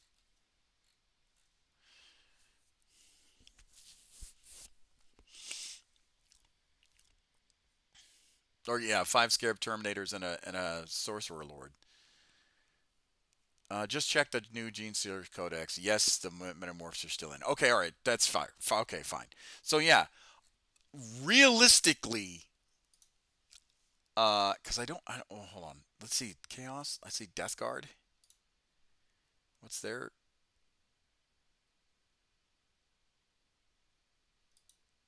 Yeah, the new combat patrol for the Death Guard is a Rhino, a Chaos Rhino. Um, a Chaos Rhino, a Tallyman, 7 Plague Marines, and 3 Dress Shroud Terminators. Oh, and a Lord of Virulence, which isn't bad. I mean, the 3 Terminators is kind of crap, though. That's like not even a full unit. No, or sorry, not even a full half of a unit. Because I think a full half of a unit is 5. So that's kind of bunk.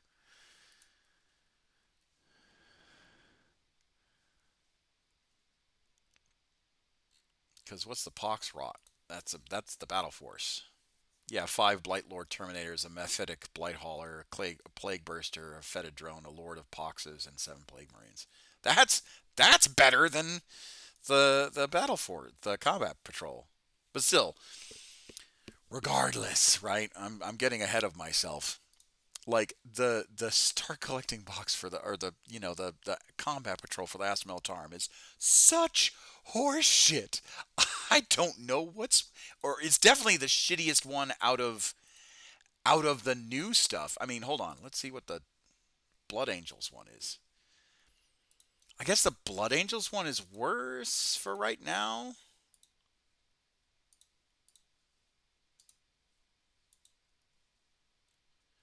Because it's just a bunch of. Yeah, it's a Blood Angels captain, 10 assault intercessors, and sanguinary guard.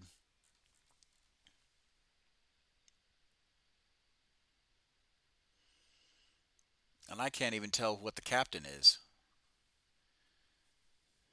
Probably this one?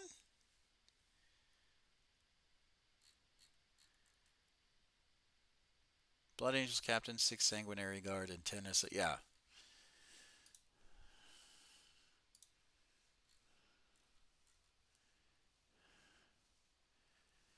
Death Shroud is currently 3 to 6 with the points costs for the units being 3 or 6. Oh, okay. All right. Well, okay.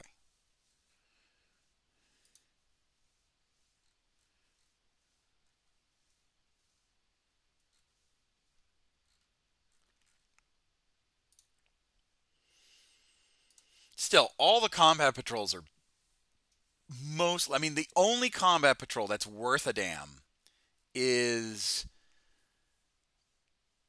They're apparently really strong in the new codex too. Okay, but the point I'm getting at is the only combat patrol that is worth a damn anymore is the Drukhari with the 2 raiders and the Archon with the what looks like because it's I'm sorry, it's a Ravager and a Raider. 10 Cabalite Warriors, 5 Incubi, 1 Archon. So that's really the only one that's worth a damn anymore. So now you have a Ravager, which is just a disgusting anti-tank, like blows you up, all that stuff, because it could do Dark Lances, or it has the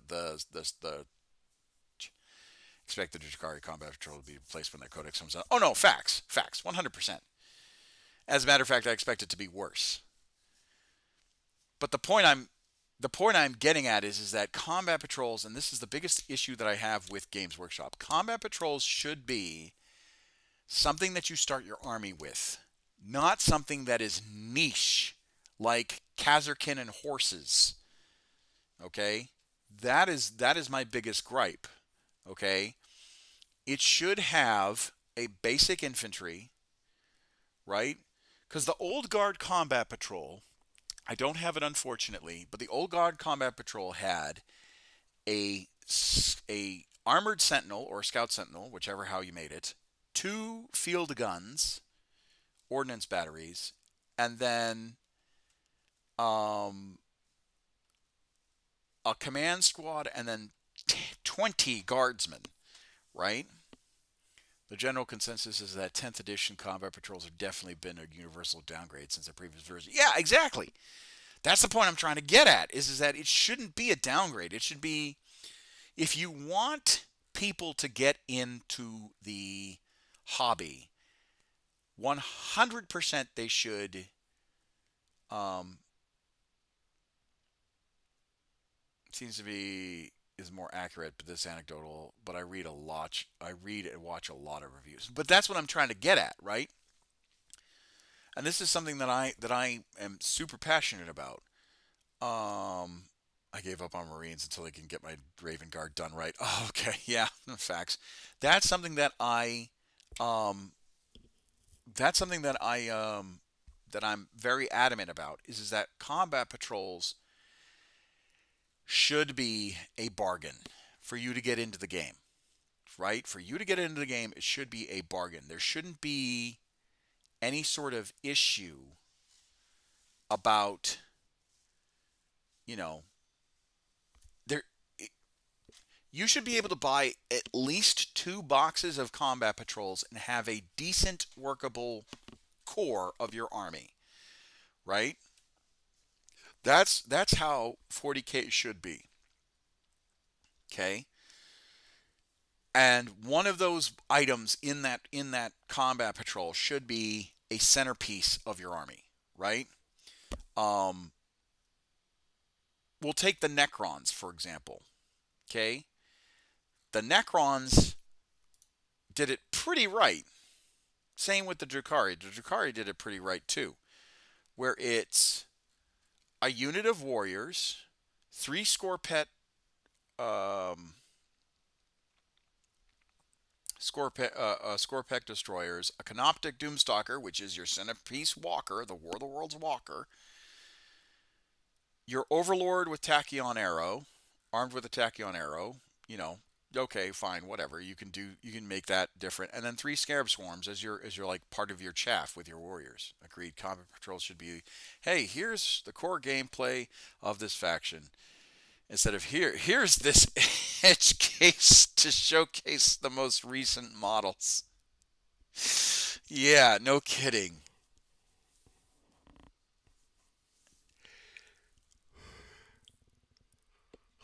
No kidding.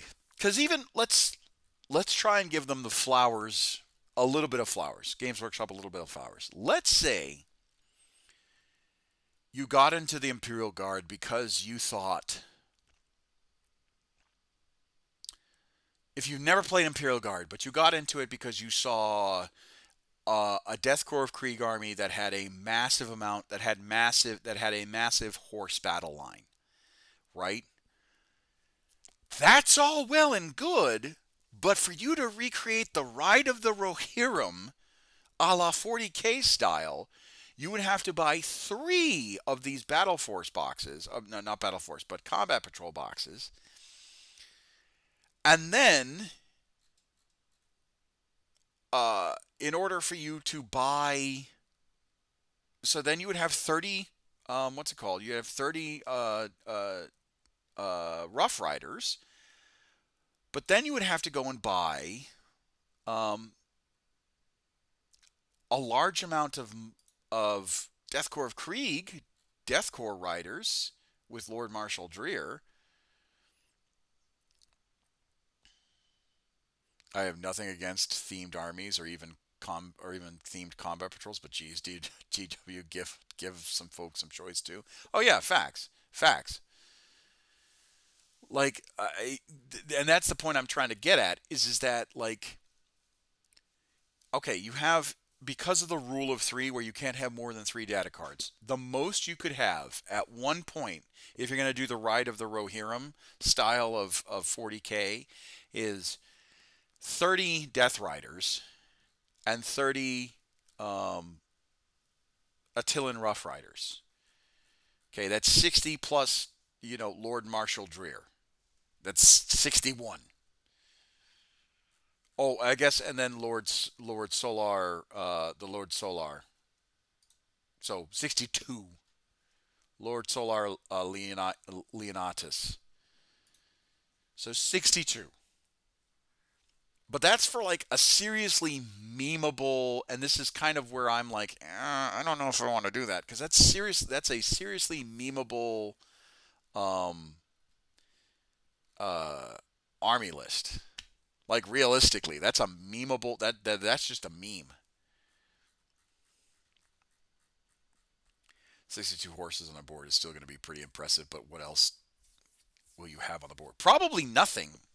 Hold on. Let's do the math. I know I'm supposed to be painting, but I do wanna chat. So hold on.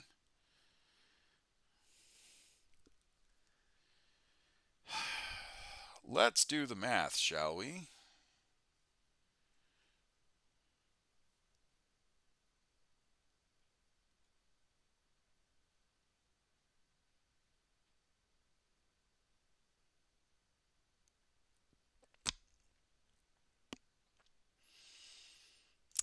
Let's do combined arms. Let's just do that. Ride of the Rohirrim.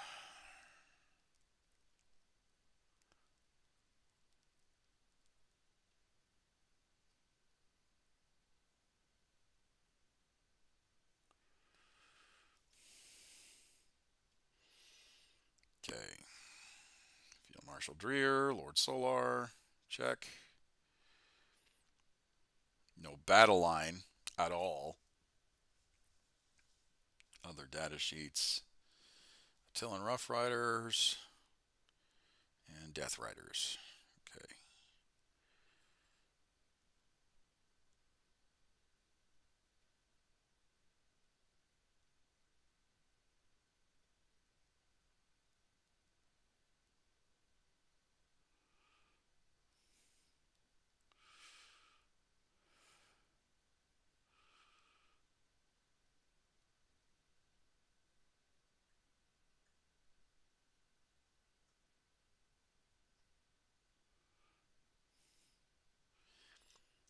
Duplicate, duplicate, duplicate, and duplicate. All right. Then we'll make you the warlord. Okay, so damn theory crafting. Okay, so the Ride of the Rohirrim, as of right now, is just without any battle line, right? Is 1,030 points. Okay, so it's got your Lode Solar, your Marshal Dreer, and then literally 3 and that's without any upgrades, right? Obviously, you could probably upgrade this list to make it slightly more effective, but that's 3 Death Riders of 30 and 3 Attilan Rough Riders. That's not as bad as I thought it would be. Well, okay, so now seeing as we have that, we could do Khazarkin. Seeing as if you were to buy literally the box set 3 times, let's see where the Khazarkin are. There we go.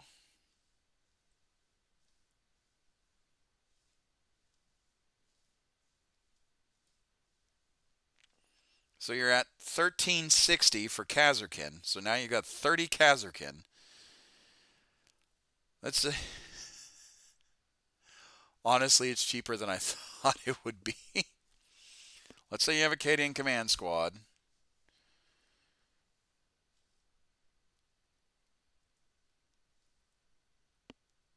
Okay, so if you were to buy literally all those combat patrols, all 3 of those combat patrols, you are looking at, without anything else, hold on. If it'll zoom in, 1,555 points.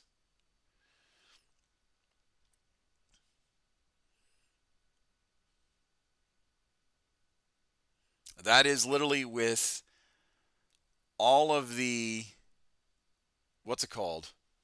All of the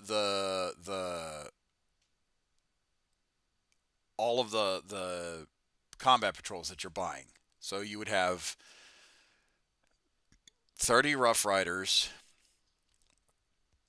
30 Khazarkin, right? And then you'd have to buy you'd have to buy more Death Riders. And that would be your army. And you would still have roughly 445 points to play with.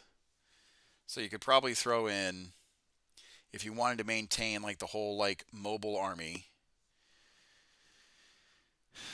I don't know if Khazarkin can take Turoxes, but they could probably take Chimeras. So 3 Chimeras brings you to 1,810 points.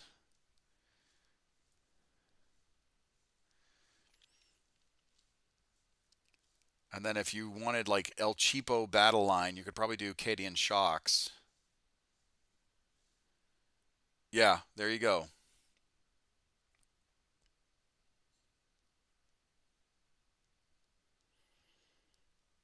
So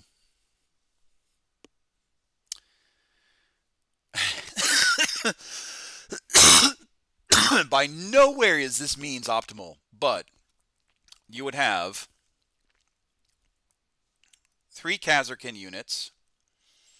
You'd have 30 Kazarkin units, 60 horses, 3 Chimeras to maintain mobility with your Kazarkins, 3 Cadian shock troopers to hold objectives, and you'd be over by 5 points, right? That's the amount that you'd be over by. That's the amount that you'd be over by. Now, granted, obviously you could get rid of a command squad here and there and do do something different, but Jesus Christ. But you would, I mean, realistically, I guess you could drop the, if you drop the Chimeras, because I don't know if the Kazarkin can deep strike. Let's see what they can do. Abilities. Warrior Elite. Start of any phase. Yeah, so they can't deep strike. They can scout, but they can't deep strike.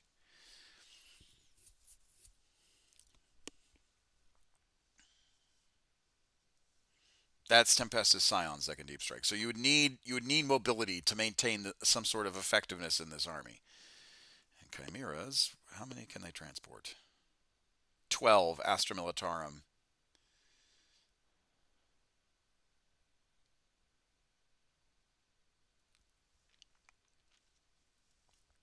So realistically, they couldn't even. I guess you could put your command squad in one, and then two of the Kazarkin in another.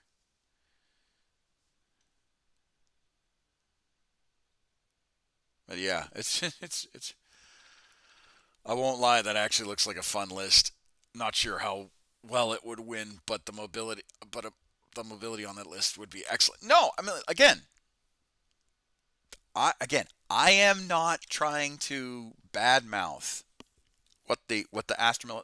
I'm not trying to badmouth the fact that it could be an effective list. What I am trying to say is that I, unless you are direct, and this is my argument, unless you're mounted would be a little bit difficult moving through terrain. But yeah, it's a speedy army. It really is. But that's what I'm trying to say, is that unless you're building a very specific list, this very specific list where you are trying to maintain mobility, there's no reason why you should be fielding 62 horses. Just absolutely, it has to be for the lulls, because realistically, you have no battle line. You have 30 Cadians, right? If you're just using Cadians, right? Because realistically, let's look at the options for battle line. They're all 65 points. So you either have Jungle Fighters or Death Corps of Krieg. That's it. The only reason why I say go with Cadians is because you have Cadian command squads that could issue orders to Cadians. They can't issue orders to Kriegsmen. You have to have a Krieg command squad in order to do that. And really, Field Marshal Dreer would just be ordering the Death Riders.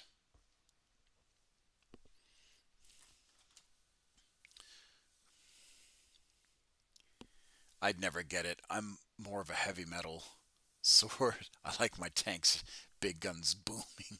No, 100%, and that's what I'm saying. Like, most people like tanks, and most people like heavy artillery in their armies, because the thing about this list that I just made, right? The Ride of the Rohirrim list that I made is it's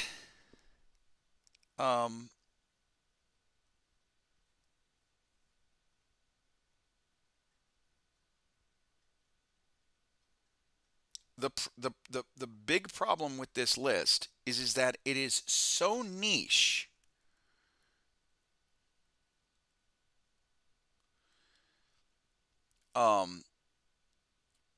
It's such a niche army. And on top of that, let's look at the war gear that they have.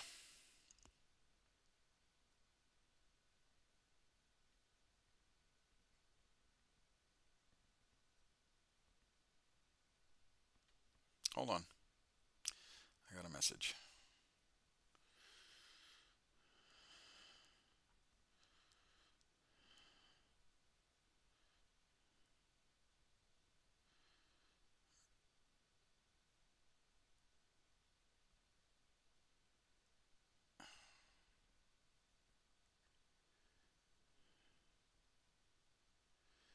All right, I'm gonna mute because one of my troops just messaged me. I gotta give him. I gotta talk to him real quick.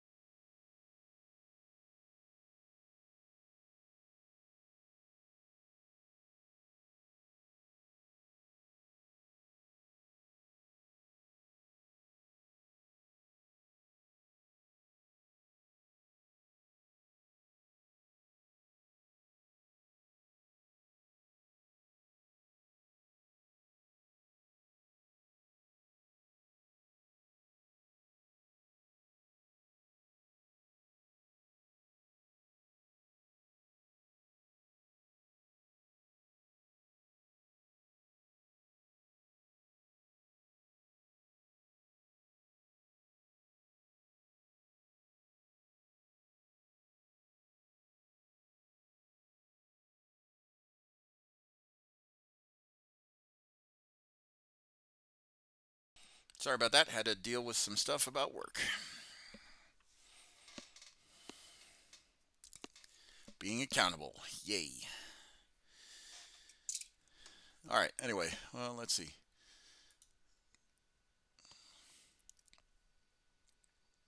See what's on the chat real quick.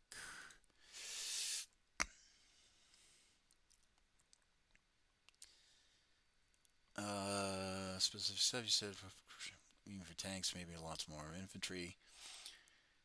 I mean, we already talked about the Oops All Zancors for 1,000 Suns. Somewhere along the line, Combat Patrol will be going off new player friendly, showcase some of the new stock models, but not too much area. Yeah, that box was a joke. I kind of like having an idea of a bunch of Zangar cultists supporting 1,000 Suns. Flavor, flow, kind of interesting spin off the usual Corsus riffraff cheap. But for new players, they want all this dust armor, boys. And that's not going to be the experience they're looking for. But true, if you're a new player, it's not exactly, yeah. Okay, all right.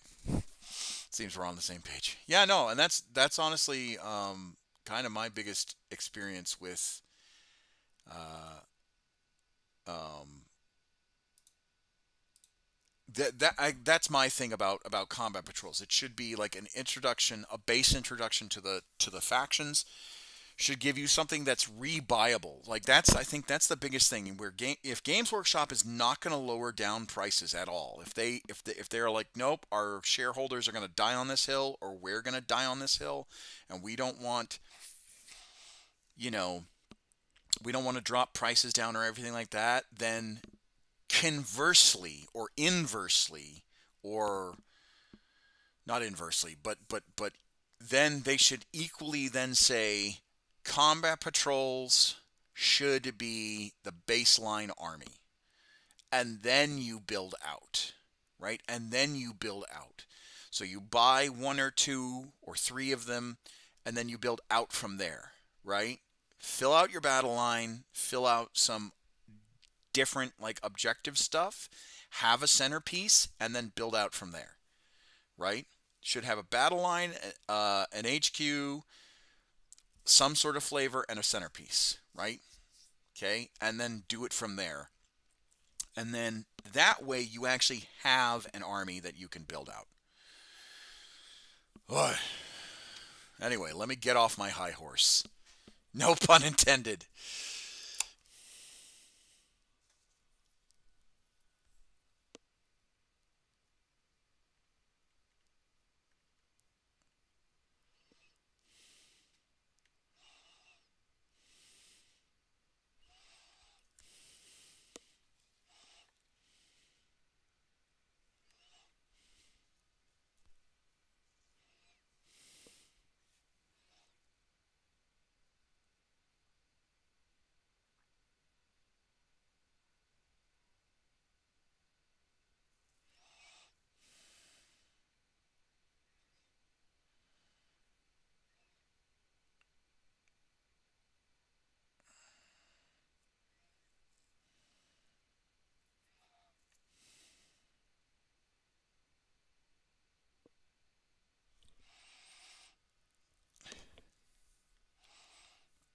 The problem is they start calling combat patrols instead of the old starter sets.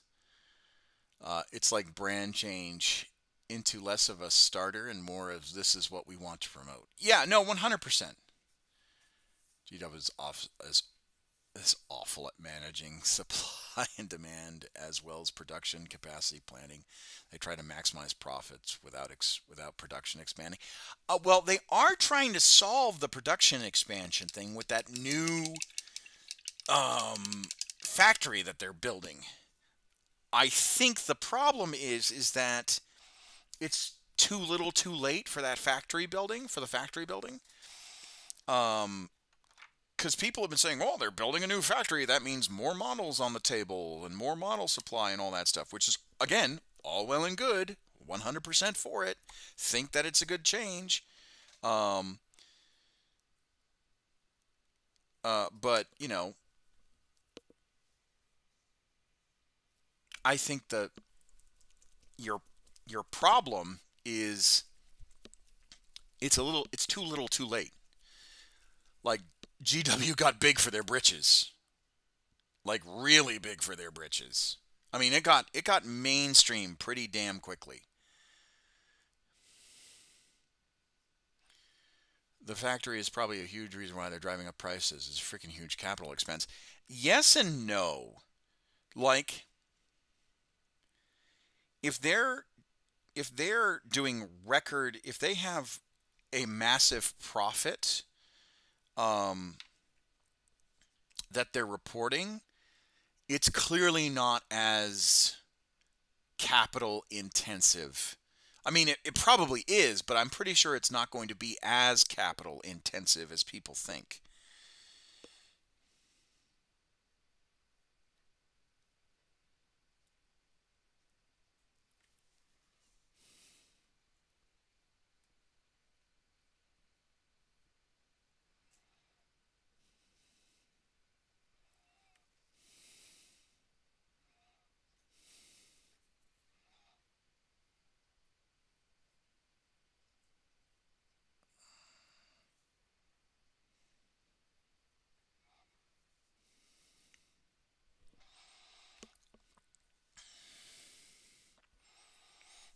You're not wrong. I agree with the prices going up because of that, but they've been driving up prices almost every year, regardless of it, quite a bit, and blaming inflation. Well, yeah, that's another thing. Is I think that for the amount of expenditure, for the amount of profit that they are announcing, my brother, you realize tooling and die work to create new molds of plastic is about 150K, but it goes up from there. Is it really that expensive? Like, I knew it was going to be expensive, but I didn't think it was going to be like 100K to 150K.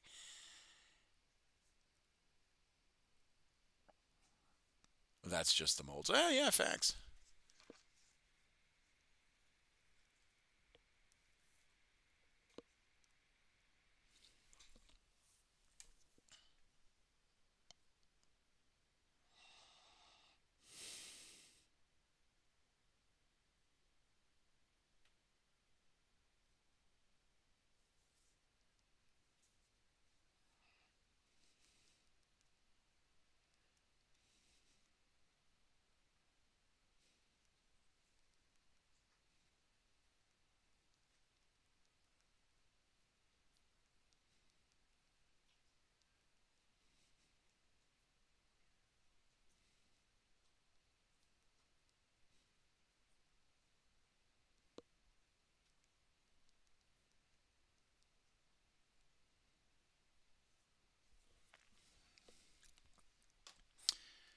Uh,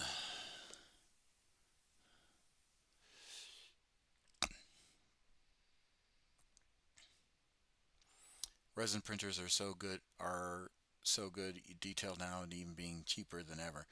But yeah, so that's what. But to Octazy's point, that's why I'm like,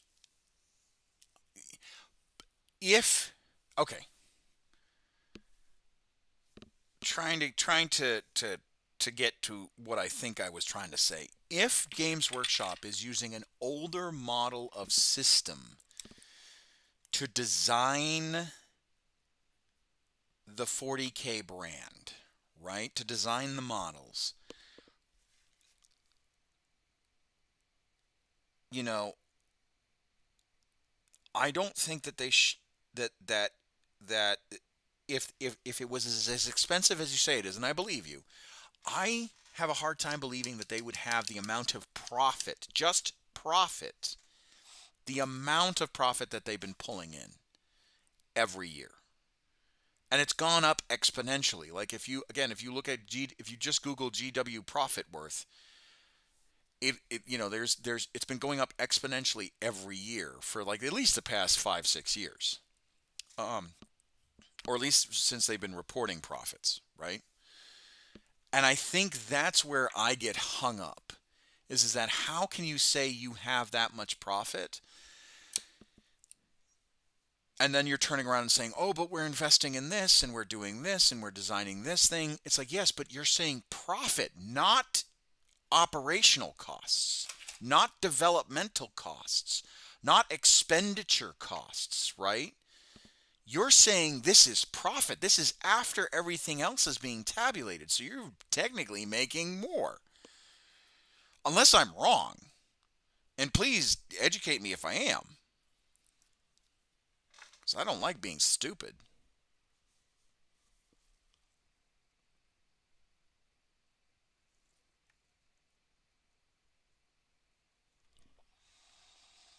The question is, where do those profits go? Well, okay, so my basic, very limited, how much gets reinvested, how much goes to shareholders, execs, etc., etc. Okay, all right, but here's the thing, and this is what I'm trying to say.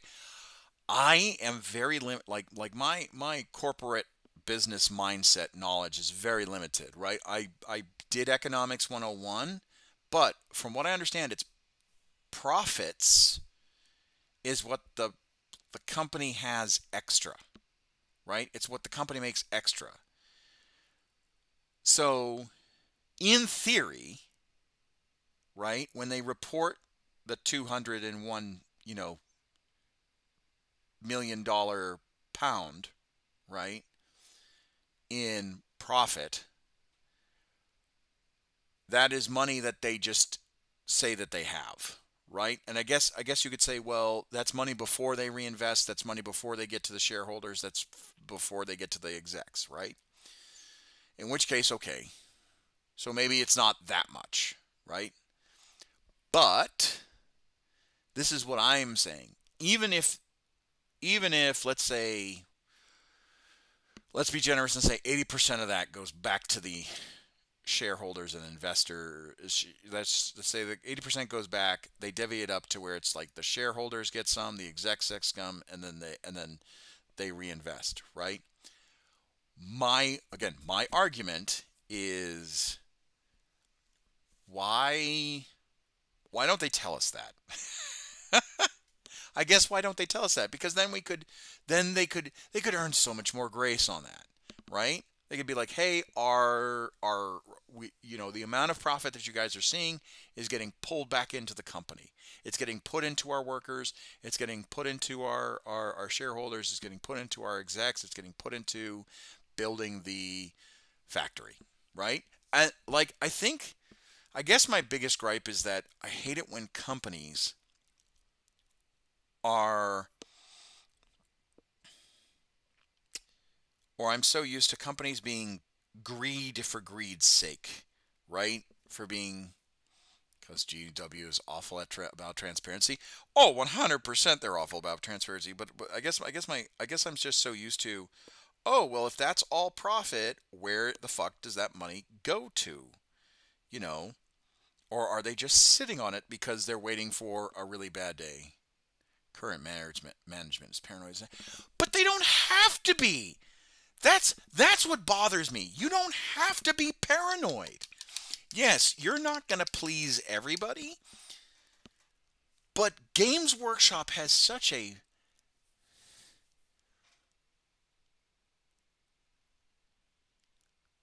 $32,971,713 issued ordinary shares of GW stock.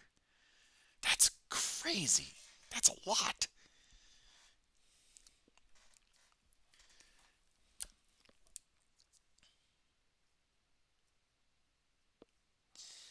I just don't. I hate the fact that management right now is paranoid. I fucking hate it.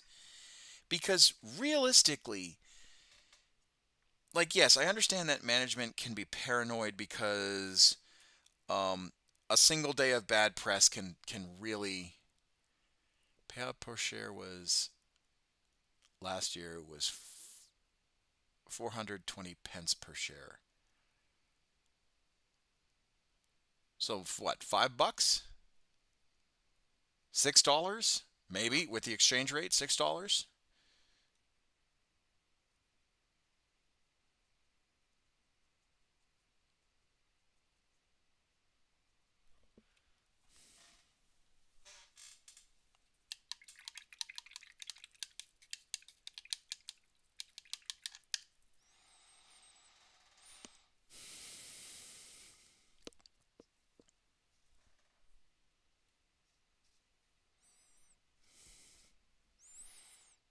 Fuck, if I had $1 million, I'd put up.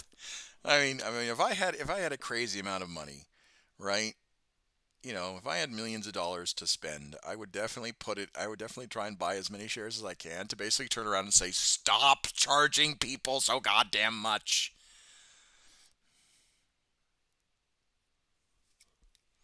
$6 a share.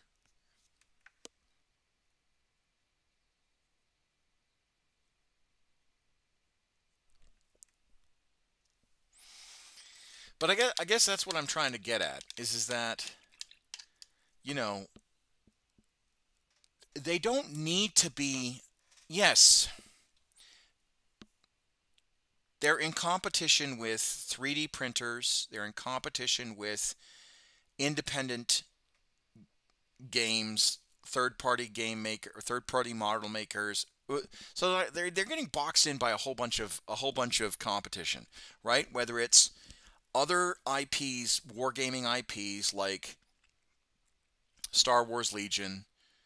Um,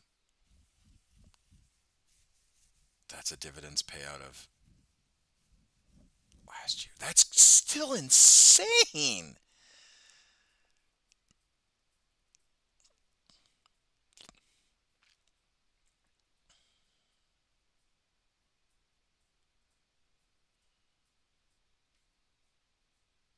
And that's just common shares. I haven't been able to find any info on preferred. They probably would not. They probably would not. They probably would not put out preferred shares in any sort of stock report. I'm dead serious. I because that the shares that you see on the stock exchanges is common shares from what I understand. Like preferred shares are probably a different system altogether that we peasants don't know of. Let's be real. Yep. Like let's be honest with ourselves. They would not announce that at all to us.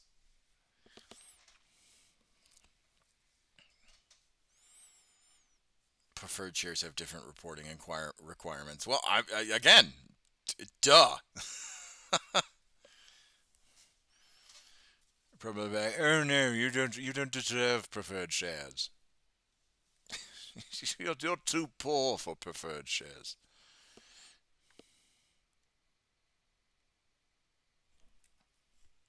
Preferred shares have their own postcode.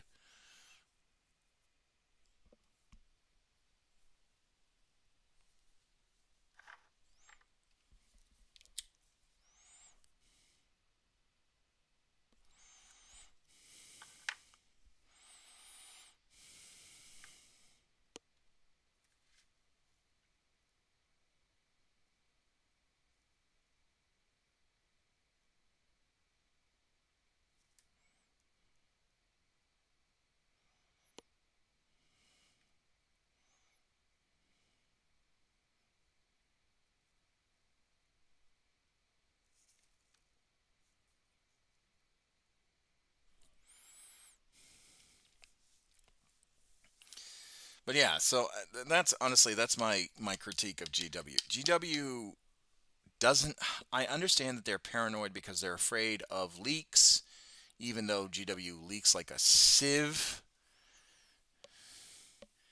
First shares aren't entirely that fancy. The big difference is they get priority on payouts. If the company gets liquidated, they're first in line, and they give up their voting rights.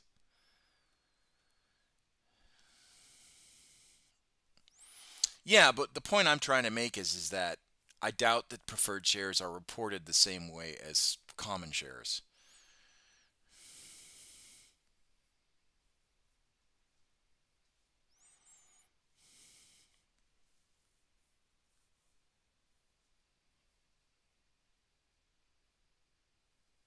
I mean, you said that they were reported differently, but like it'd be harder to find information on preferred shares is what I'm trying to say.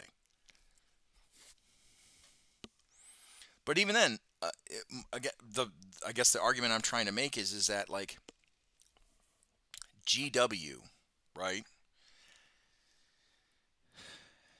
doesn't have to make all the monies. I mean, yes, they have a fiduciary responsibility, but I feel like, I think that GW doesn't have to make every single bit of cash. It's been a while since my how stocks works is a little rusty. Oh yeah, same facts. Like I only took economics 101, which is like how to maintain a business, not necessarily how everything goes, you know. And I did Econ 101 just because I needed a business course for my degree. That's it.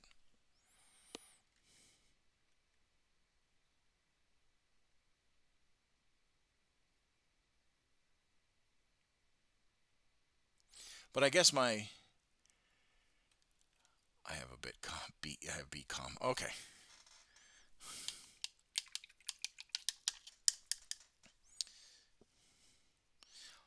I'm gonna go to the bathroom. I'll be right back. I'm gonna mute myself too. No one needs to hear me go to the bathroom.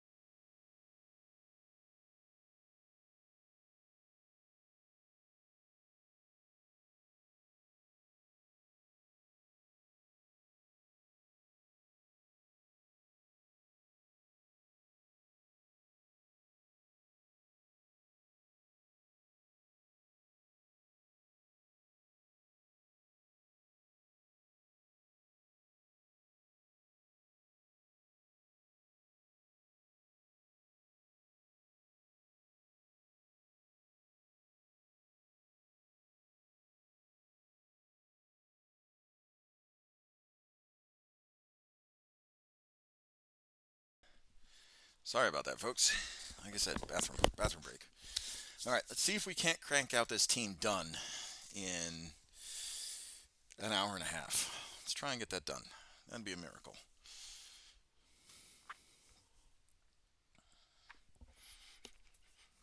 If not, at least we got some stuff taken care of.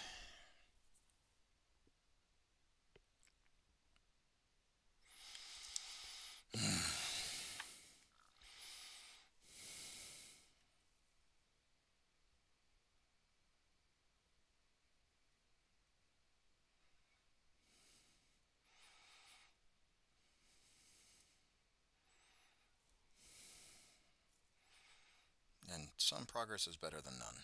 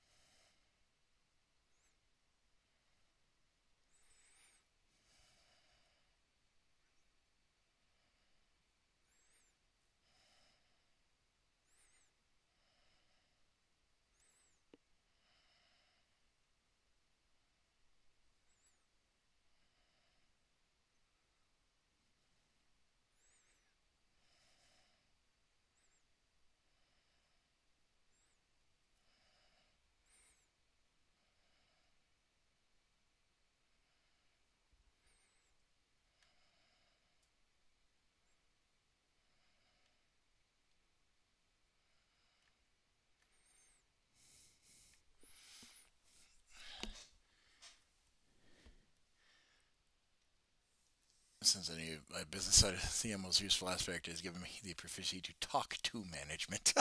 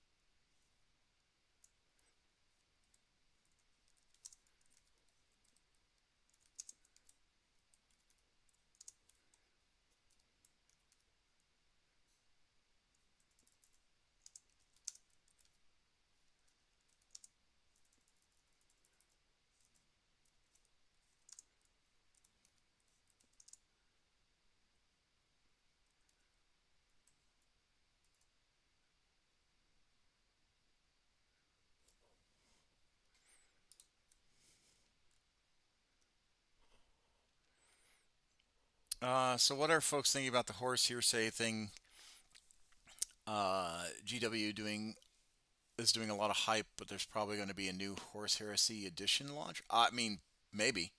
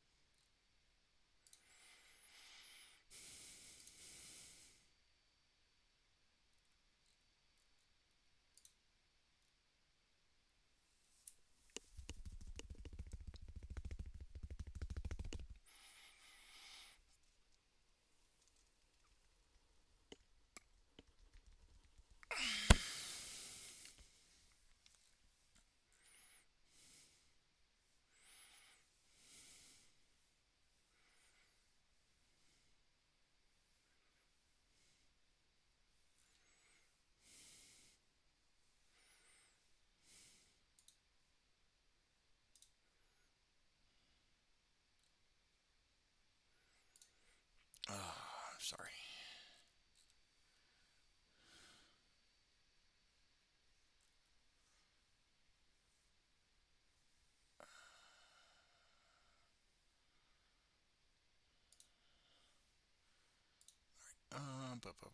Sorry.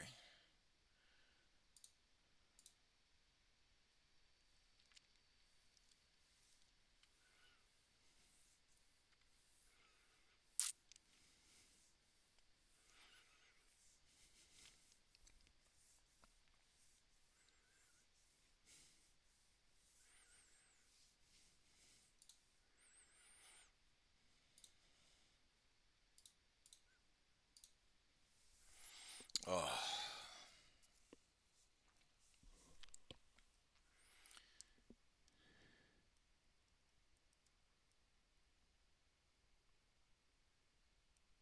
If nothing else, it bodes well to see previous resin models getting their plastic getting released. I mean, yeah. So like, I think if they do release a new edition, I think that it's just going to be updating the plastic ranges or updating the resin ranges to plastic. I think that's about it. And then it gives you more of the No, you didn't miss much. I had to go to the bathroom actually. We were just chatting with about the Horus Heresy ranges. Oh, silver for the belts. That's right. Let's define the detail.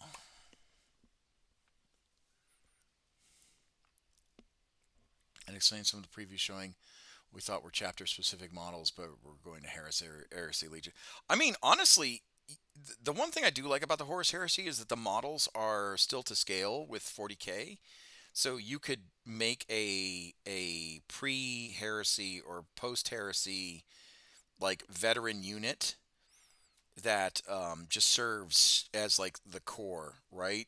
You could have like one or two. I better start getting back into what has been going on in this edition of 40K, let alone Horse Heresy. Well, I mean, we kind of know how the Horse Heresy ends, but basically, they're releasing new plastics, potentially releasing new plastics for the game.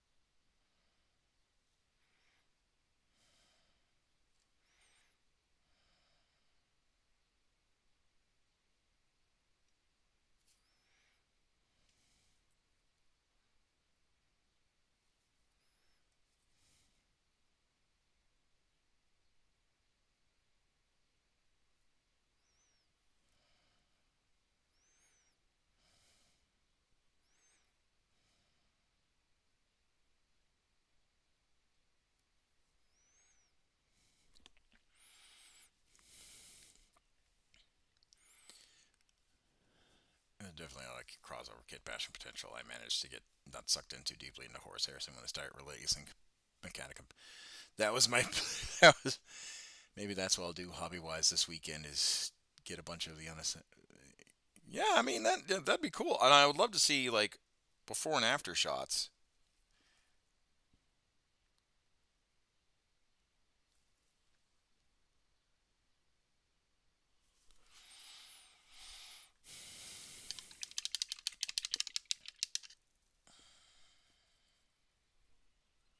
Oh,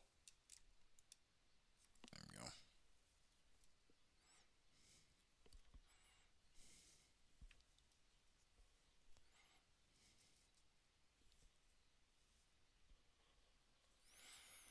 I hear his rules aren't the best, but aren't the best. But for cost, Angron model looks cooler.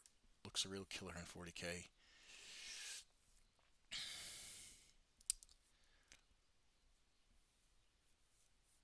Or seriously, but that just came to my mind. Yeah, it's yeah. The loyalist Primarchs that can come back are Russ, Khan, Vulcan, and Korax. Those are the four I can think of off the top of my head that can come back. Um,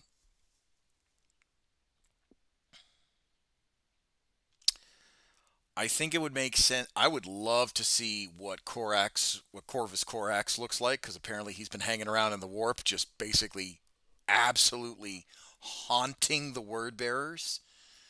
Um, Arguably, we're not sure what happened to Rogel. Yeah, Rogeldorn's hand was recovered, but we don't know about the rest of his body.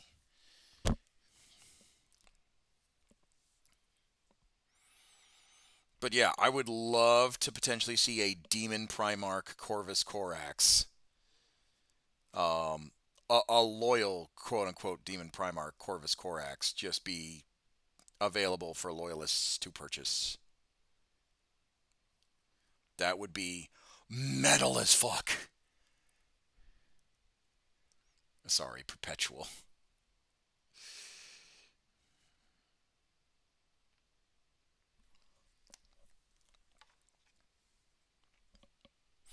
Yeah, yeah, yeah.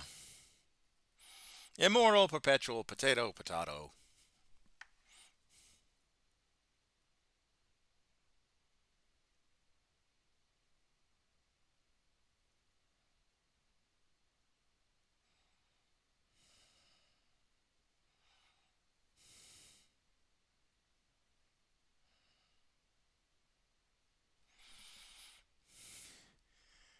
But that's pure tinfoil hat stuff.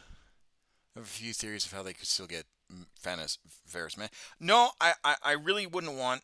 Okay, the people that I don't want to come back. I don't want Horus to come back. I don't want Ferris Manus to come back. I don't want Sanguinius to come back. I don't want the and I don't want Conrad Kurz to come back. I don't want the dead Primarchs to come back.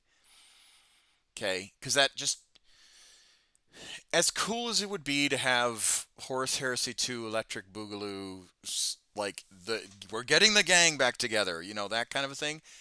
I think it's cheap if Primarchs come back that were 100% dead to begin with. I think it's cheap. I think it's tacky. I don't think I think it'd be kind of lame.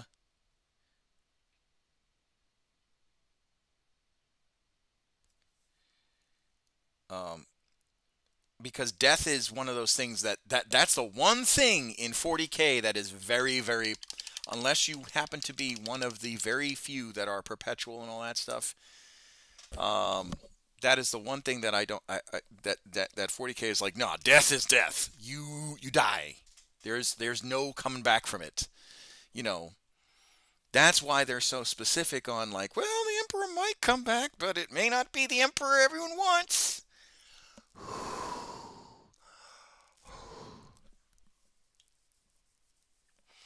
I mean, Christ's sakes, Rabute Gilliman had to die in order for the armor of fate to work. And he had to die via Eldar witchery and that Eldar death god to like have to put his whole back into it.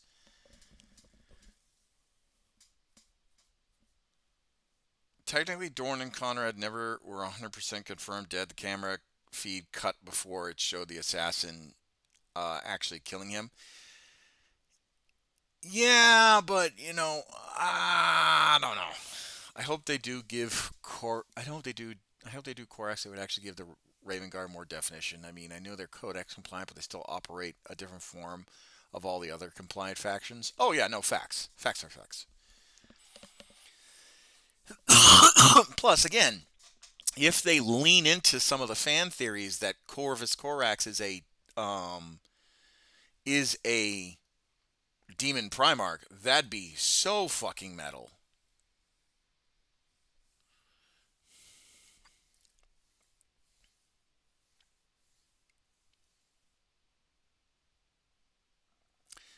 There is a precedent for dead characters coming back, but there's always a bit of, is the person that we got back the same person that they were before they died? Yeah, but again, this is where I come in and say, I don't.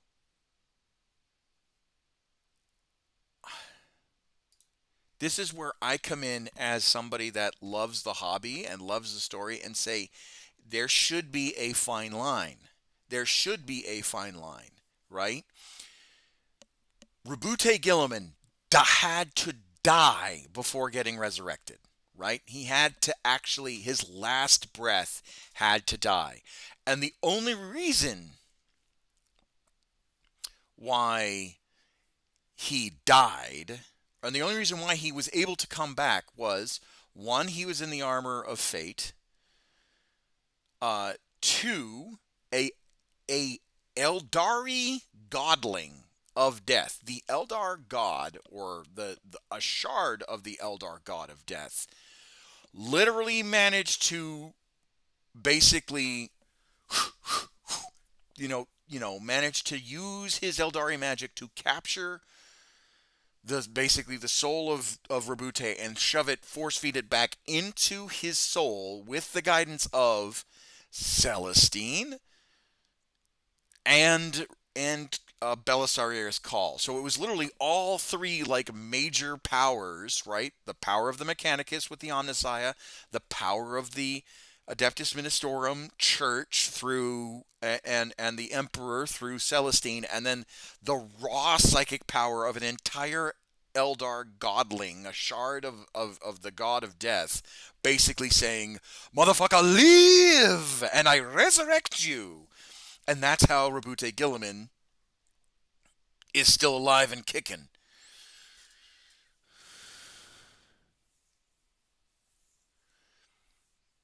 That isn't a fan theory. There's actually a short story that he embraces his inner chaos to take some monster shadowboard form that even made Fulcrum piss his pants and run home in terror. Well, I'm saying that the short story, yes. Yeah, Gilliman is an interesting blend of Eldari, Imperial, and Admech technologies. But that's what I'm saying. It literally took a never before. It literally took the trifecta of the psionic power of the Eldar, the Imperial faith, and the faith of the Adeptus Mechanicus via the armor of fate to resurrect a fucking Primarch. Like the amount of leg day and backlifting um, that had to happen for Rabute Gilliman to be sucking in air and breathing is amazing. And then he dies again in Plague War at the end of Godblight, only for the Emperor to say, "Live, my son," and resurrect his ass again. The literal God, like, so Gilliman, like, and then Gilliman was able to take off the armor of fate, right? His power armor after that moment, right?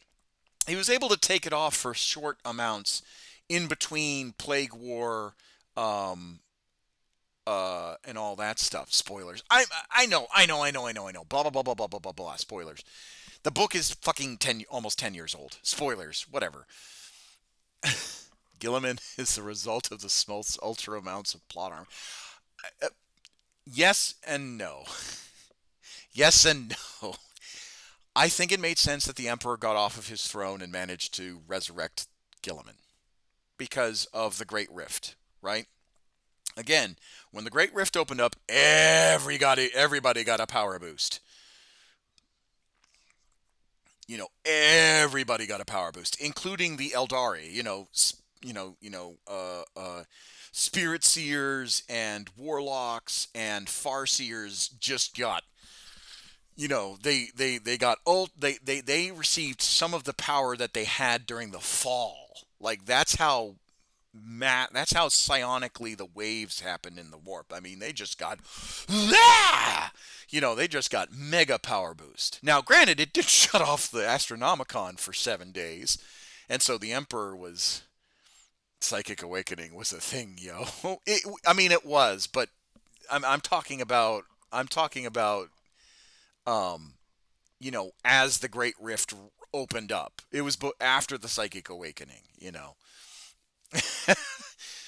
But still, the point I'm getting at is, or it was in tandem with the psychic awakening, right? So, but the point I'm getting at is that, like, it made sense that the Emperor was able to reach out and resurrect Gilliman within the Garden of Nurgle because Home Dude was feeding on Alpha plus grade psychers for 10,000 years. At first it was 1,000, and now I don't know what the average daily intake is for the Emperor. So Home Dude's been massive.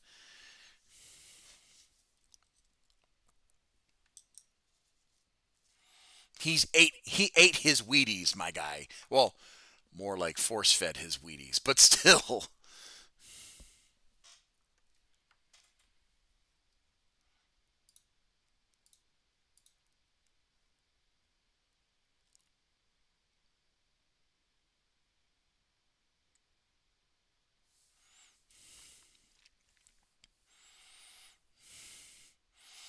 Rita Repulsa. After 10,000 years, I am free. The Emperor hold my beer. Yeah, I'm about to resurrect one of my sons. Watch this, kids. I'm about to burn the Garden of Nurgle.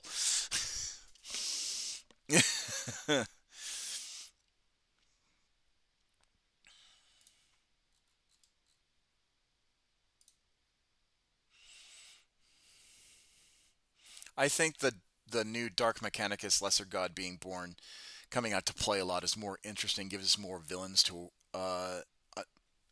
gives us a new villain than Primarchs coming out of the woodwork. Oh no, well, in some cases, actually true.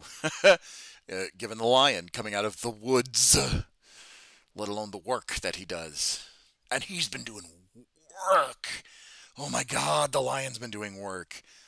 That man has been putting in the fucking hours.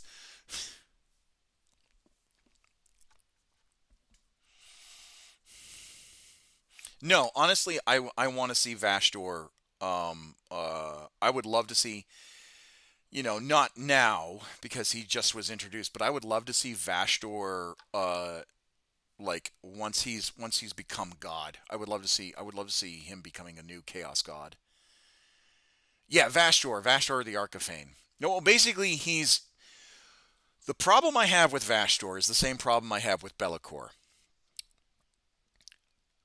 Be'lakor, it could become a god of Chaos Undivided if he got off his ass and started and stopped pissing and moaning about how unfair he was that he was cast down by the Chaos Gods. Um,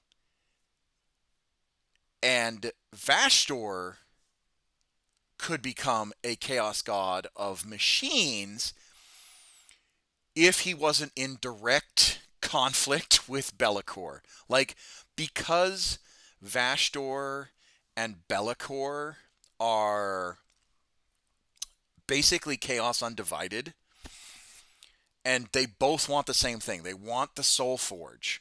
Be'lakor wants the Soul Forge to become the fifth Chaos God of Undivided, and then Vashdor wants the Soul Forge to become the fifth Chaos God of basically machines. And so both of them are fighting for the same, basically fighting for first place or fifth place in this matter. And I think for each one of them to ascend, it's Be'lakor has to basically, um,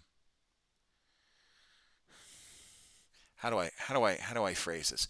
Be'lakor has to get off his ass, or Vashdor has to get off his ass, and both of them have to fight it out.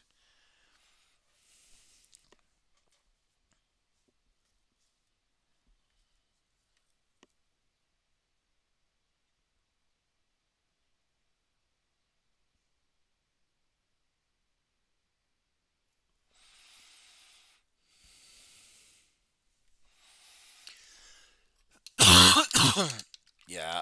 By the way, he brilliantly laid the smackdown on the Rock and the Dark Angels. I think he has some serious potential. Oh no, no, no, no, no, no. Vashdor is a decent evil villain. He breaks the mold of the Sunday morning villain where he's like, "Ah, curses! Shall be back." He actually is very very dangerous. Um, which is why I think Vashdor and Be'lakor need to have at it. I think they need to fight for dominance. Because Be'lakor is the first demon prince that could have been a god. Vashdor is a demon prince or a demon thing that wants to be a god. So the two need to have a fight. They need to just break down in fisticuffs and get it over with.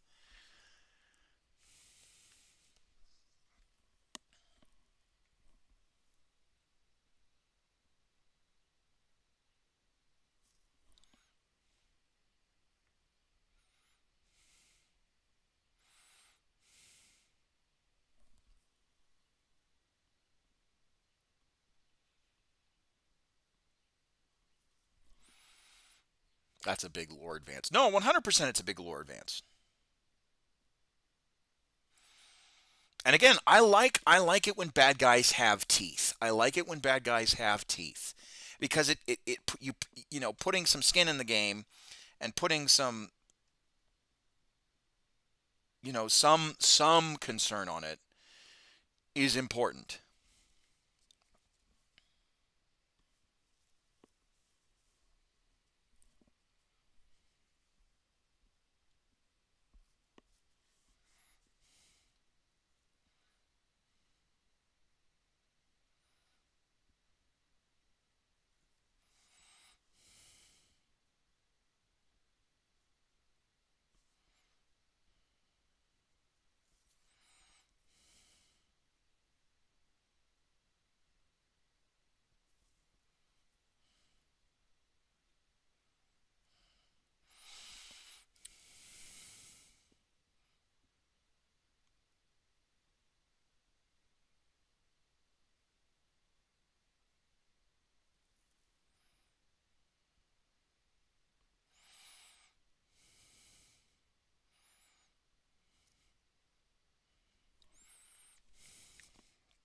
But again, my biggest argument is either Vastor needs to beat Be'lakor or Be'lakor needs to beat Vastor.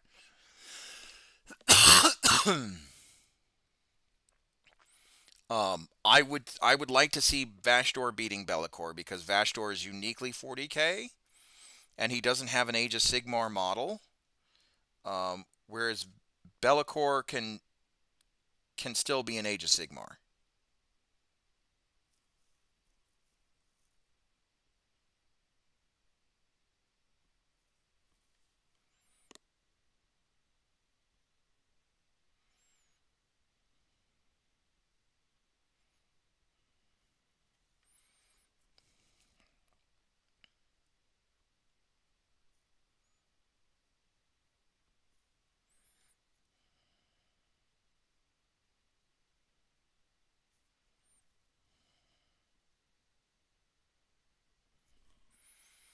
Lore discussion are both an inspiration and a bane because they trigger my shiny reflexes for me too easily to focus.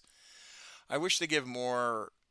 I wish they give more Marines other than the big four. Uh, more storage. But here's the thing: like Marines already suck up a lot of oxygen in the room. Like I get what you're saying, and I understand that desire to have more Marine stories that aren't, Dark Angels, Blood Angels, Wolves focused. But realistically, they suck up a lot of air in the room. And you don't get like other factions. Other time with other factions, right? I mean, I feel bad for the Xenos guys. Oh my god. Sometimes I feel like they get just left in the dust intentionally. Cuz it's like on the hierarchy of what's it called? On the hierarchy of airtime, it's Ultramarines, the Big Four, Imperial Guard, like sandwiched in there, just squeezed in, some Adeptus Mechanicus, some Sisters of Battle. It's like neck and neck sometimes. Um, or no, I take that back. It's like Marines, Ultramarines, and then all the other Marine chapters. Inquisition, a little bit above Imperial Guard, Adeptus Sororitas, and Mechanicus. And what I mean by Inquisition, I mean all of Inquisition forces. And then Chaos stories, and then Xenos all the way down.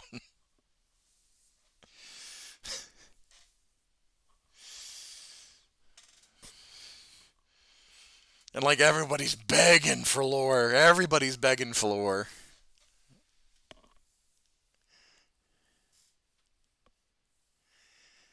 GW has a huge problem with Codex non-compliant variant chapters, Big Four plus Black Templars, because they got to balance make this different and don't invalidate vanilla as a choice. Well, that and then like story wise, like everybody enjoys bolter porn. Everybody enjoys bolter porn, and Why not? It's a power fantasy. I can't blame somebody for enjoying a power fantasy. But as soon as the power fantasy is done, like how many Tao books are there? Like how many? I mean, there's a few. I know that there's a few Eldari books out there, but like you know, just wild. Marines are the poster child of the 40K game. No, no, that's what honestly uh gives them money.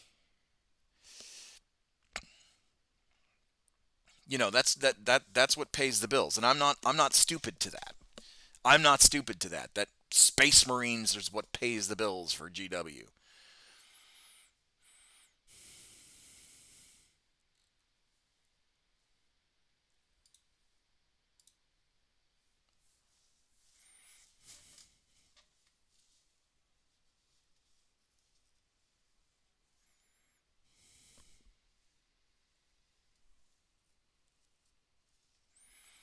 All right, gold for the skulls.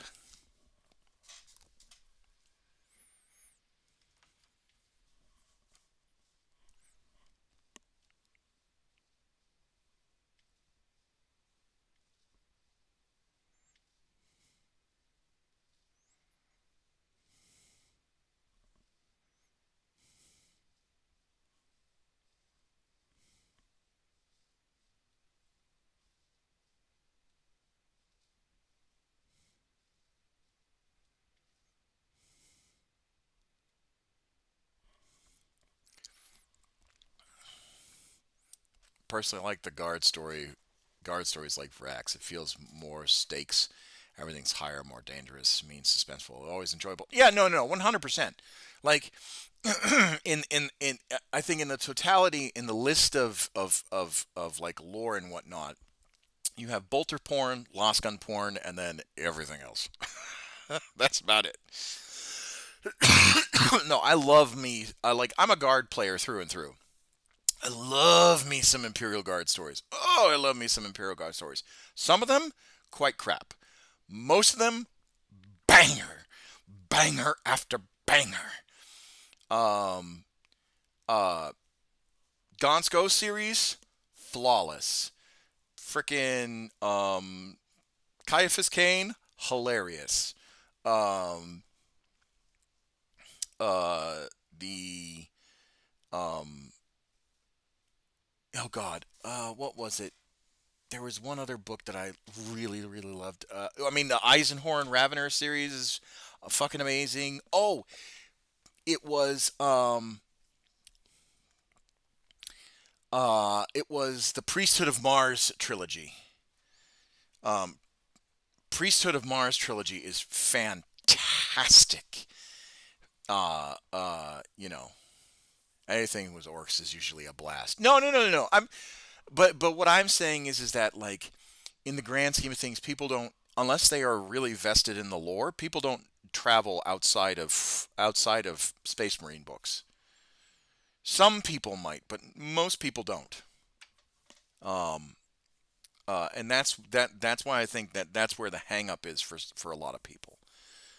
Um, Literally and figuratively. I see what you did there. I see what you did there.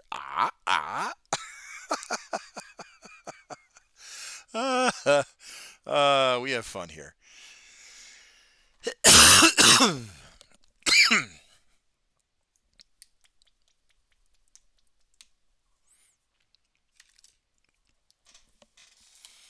But I did like Krieg and Siege of Vrax. That one was amazing. That one was fantastic.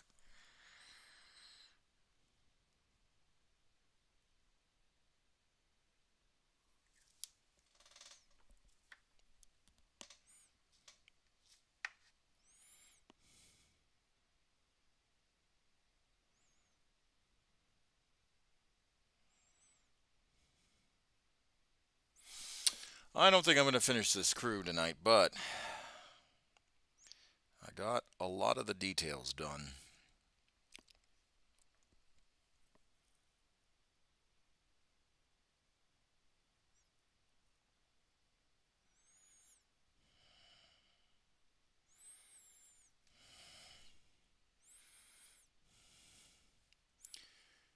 Space Marines are the public face of the game. When I said poster child, I mean it. I mean, yeah, facts. Facts.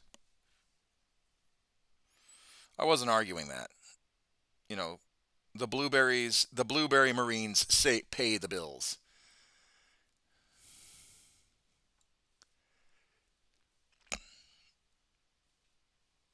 Oh yeah, no, 100%. Yeah. Again, I'm not. I have no delusions that that is the most brand recognition is the Space Marines. No delusions whatsoever.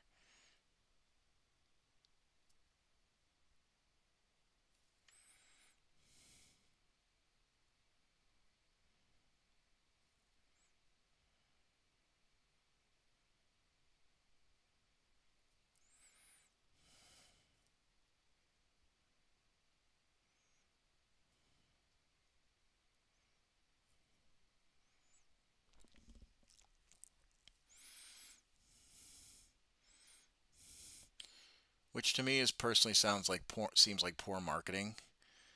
I mean, don't you want all your stuff to sell? Yes and no. Yeah, I mean, okay.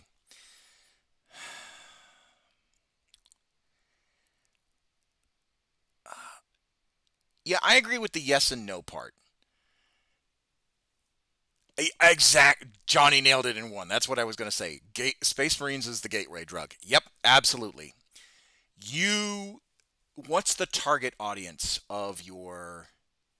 What's the target audience of your fandom? Right. You want to aim. You're genuinely aiming for young children, right? Ages between, let's call it, let's say 8 years old to, yeah, let's be generous, say 7 to 8, as young as 7 to 8 years old, and then um, as old as, let's say 18, right? That's the target demographic. 7 to 18 years old, right? That's like the choice demographic of new players, right? That's what Games Workshop wants to target. Because once you're hooked, especially younger, you're going to want to stay with the brand. The argument is that Space Marines is a power fantasy. That's all that it is. Super genetically enhanced dudes in armor that could make a Toyota, you know, that could make a Ford F-150. They're wrapped in tank armor. They've got these massive guns that punch holes through everybody. It's a power fantasy. That is um that's where 40K targets, right? That's a specific demographic. Um, and don't say that Marines are more relatable. I think the Guard are so much more relatable. Yes, the Guard are relatable, but how do I say this? It's targeting a power fantasy. That's what it's targeting. Is the power fantasy of children, right? You and I think the Guard are amazing and are fucking cool because we've lived long enough to basically be like, oh, those humans have very minimal training, or either have very minimal training or doctrinal training up the yin yang, right? And then they're faced against monsters and demigods, right? Um,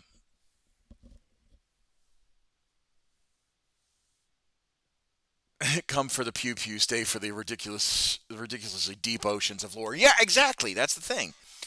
And I think it's just like any brand, any corporate brand, is that they want a monopoly on a thing. Like, which is why they make the Sigmarine, which is why they make the Stormcast Eternals and the Space Marines, right? The poster boys.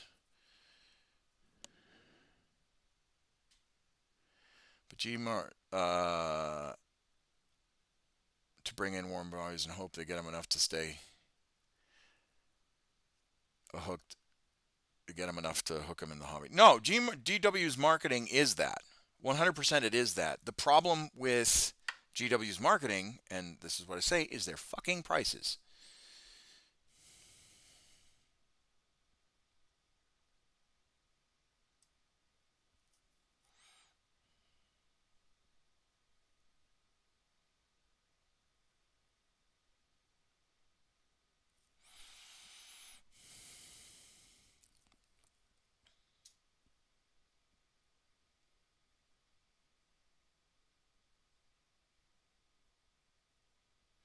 And the reason why I say it's their damn prices is because while I was in Altus, people would come to Rule 9 comments, Rule 9 Comics, or Crossfire Paintball, and they'll ask about 40K because we'd be playing games and whatnot.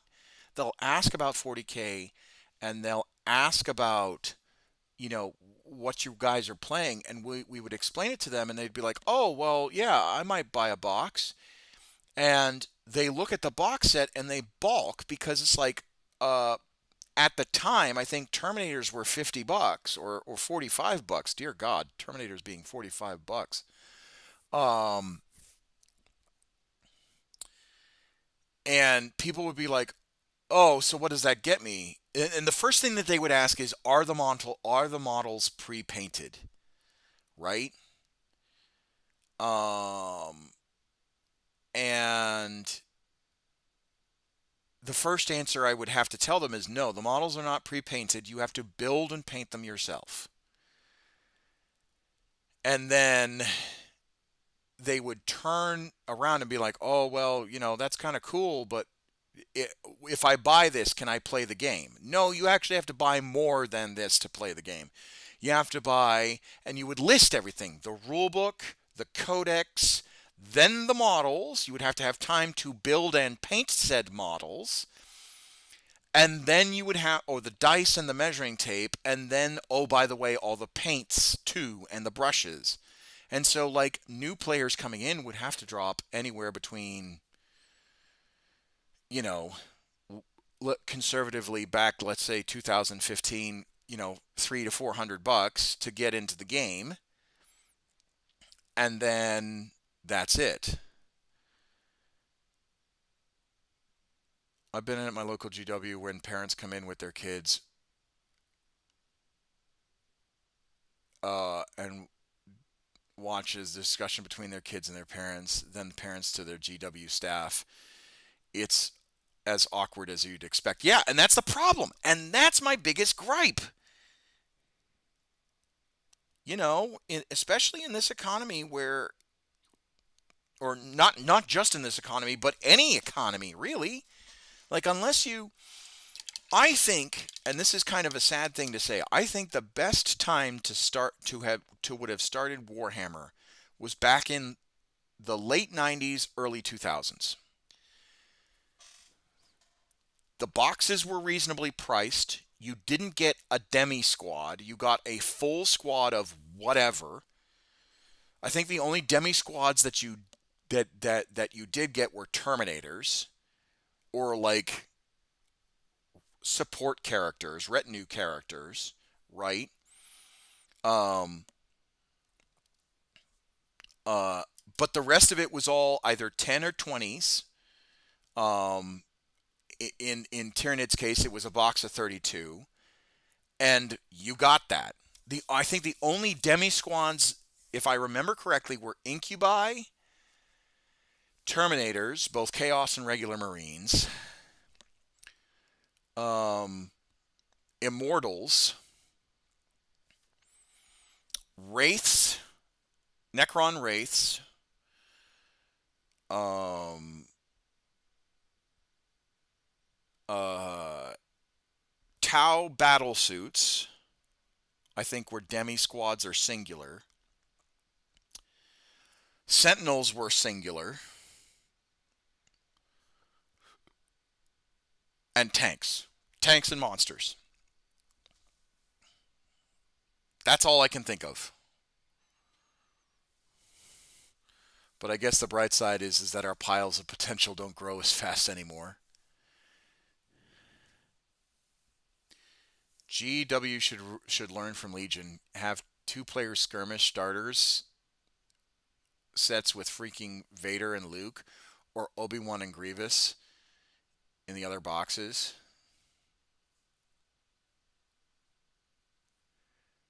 Wraiths were always an MSU of 3, though, given the size bases, awkward models. Folks often got MSU units. GW 2 players sets costs about close to $300 now. Yeah, but the argument of the $300 is that, oh, you get a rule book, you get dice, and you get 2 combat patrols, right? Of both sets, right? And then you get the rule book, right? So you have the combat patrols for the Marines, and then whoever the flavor of the enemy of the edition is. You have the rule book inside, and then you have a set of dice and some cardboard terrain. That's what the collector's box is now for the starter, right? So, throwing in the rule book in there and throwing in some dice and some rulers and cardboard terrain, I can see where they get the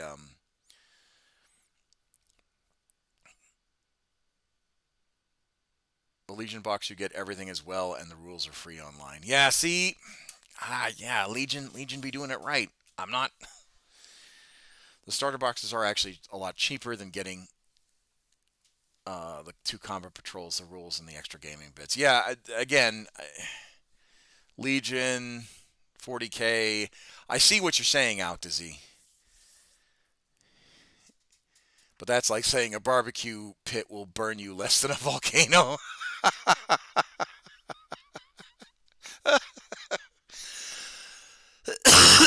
Yeah, you're wrong. You're not wrong.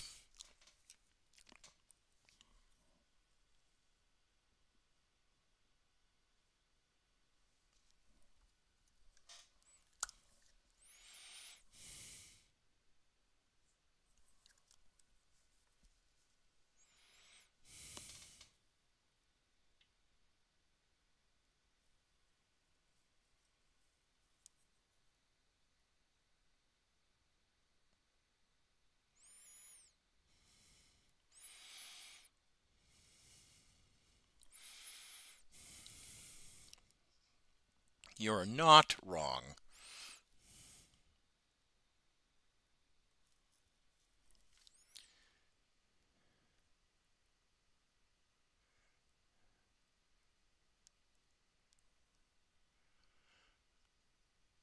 What's that ring? Chad guy?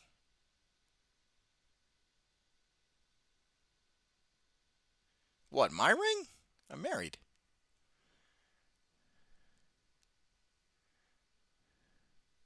I don't mean to keep on bringing up the Legion as a comparison, but as the market grows, I just think GW's needs to adapt and think about prices. New companies are making solid products plus 3D printers. No.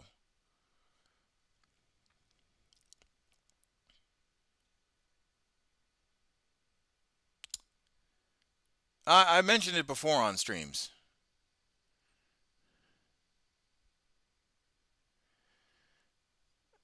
I mean, how long can GW keep fleecing players before they've had enough? No, 100%.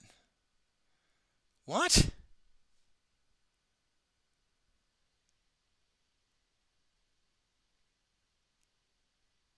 Okay. No, no, no. We're not doing this.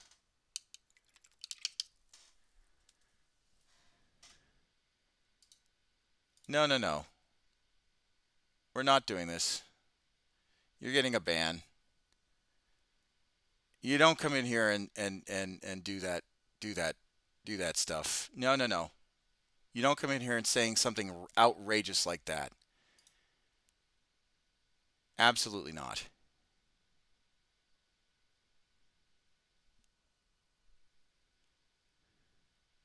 No, no, not oh come on. That's disrespectful. Enjoy the ban.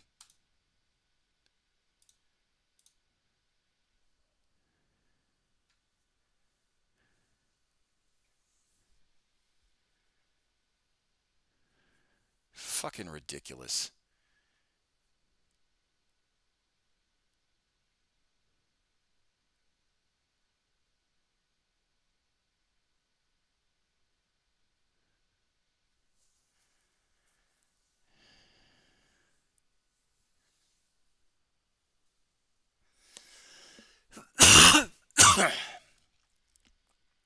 Outrageous.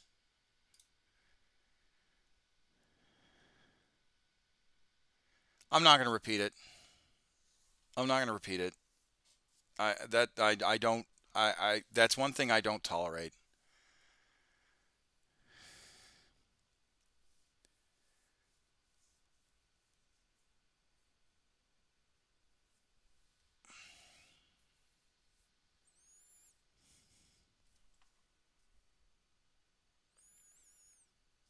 It wasn't about race. No, no, it wasn't about race. It wasn't about race. I just I don't tolerate that kind of I don't tolerate any sort of conversations about, you know, that kind of stuff. Yeah.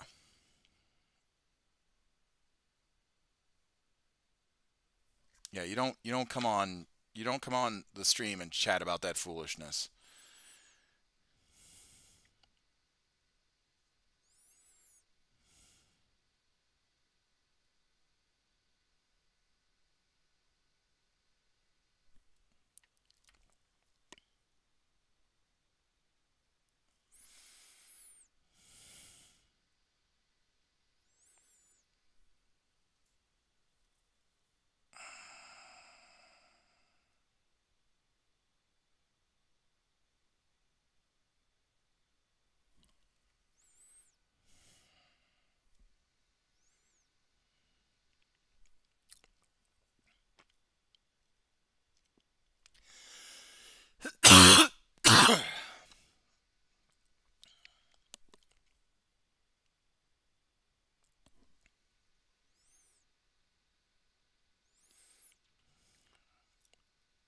Yeah, thank you, Johnny.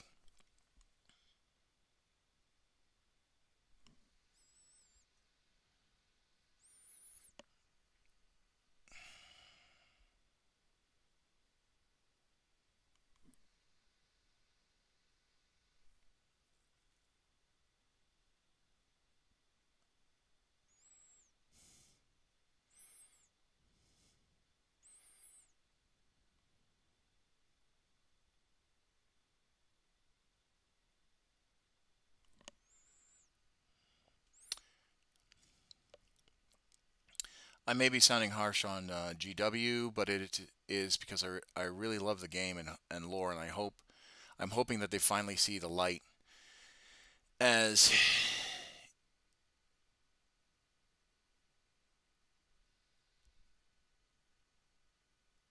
and they need to adapt to the current market.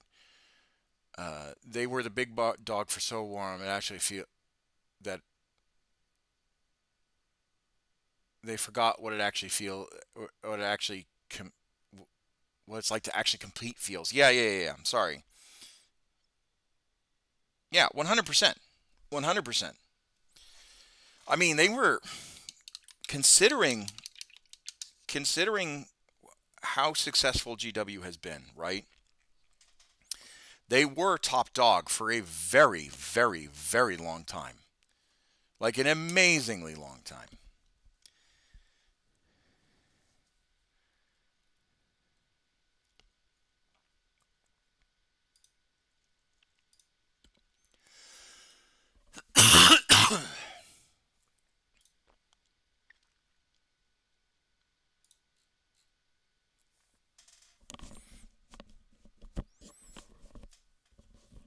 I mean, I think it's safe to say that they were top dog. Even in their more unpopular editions, they were top dog for at least bare minimum. Oh, let's see. I'll call it 2000 since fourth edition, 2004, right? Since fourth edition, they've been really top dog, and they were doing gangbusters. So 20 years, right? For 20 years, they were nigh um nigh untouchable. It's like with Sears. I mean, they were a big retailer for 100 years, but they in the U.S., but they failed to adapt to changing times. Now they're completely gone. I think this is why we see GW moving to heavily licensing their IP and expanding their portfolio outside of traditional tabletop. Oh no, facts, 100%. Warhammer Plus, the whole deal with Amazon. I mean, when they expanded their Black Library, I mean, Black Library was always a publishing house, but Black Library's been huge. Um, and um,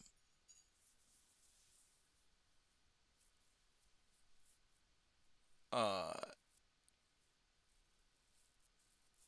you know, yeah, that stuff. I mean, the gaming industry when Dawn of War came out, when GW was like releasing good games or licensing good games to be released, those were amazing, amazing. So I do think that I do think GW is making some decent moves. It's just, brother, you gotta. Their biggest profit is their models. Their biggest income revenue is their models, and it's like, brother, sooner or later you gotta stop because we're not at. I think I'm gonna make this prediction. I could be 100% wrong. You can clip it and see how well aged this prediction is. But I think Games Workshop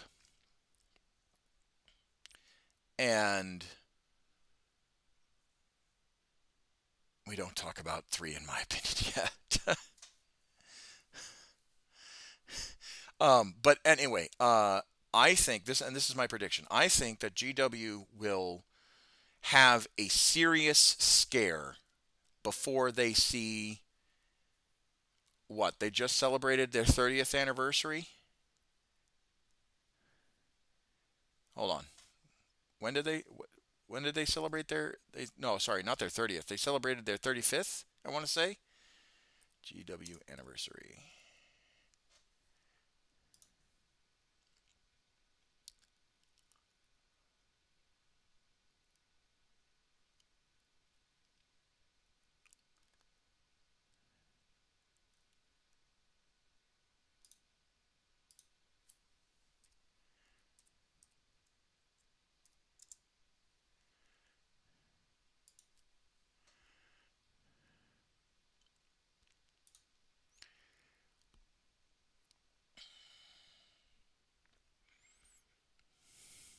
Back in the pewter days. So, Games Workshop turns 50. Okay, turned 50 in 1975. The company Games Workshop turned 50 in 1975. So, yeah, 40K is 38, right? It'll be 38 years. So, I don't think GW,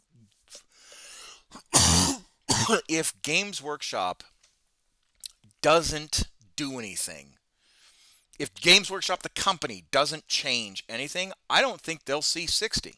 I don't think they'll see their 60th anniversary. Um, if they do change something, And subsequently, I don't think 40K will see their 48th anniversary. You know, because sooner or later, 3D printing is going to be very, very, very, very incredibly accessible. Incredibly accessible. Especially in 10 years' time. I think 3D printing will be incredibly accessible in 10 years' time. It'll be stupid proof in 10 years' time. Um, I'm just realizing that in 2027 it'll be 40 years of 40K. Marketing is going to be nuts.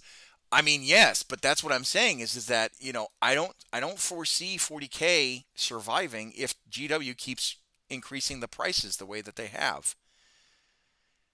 I just don't.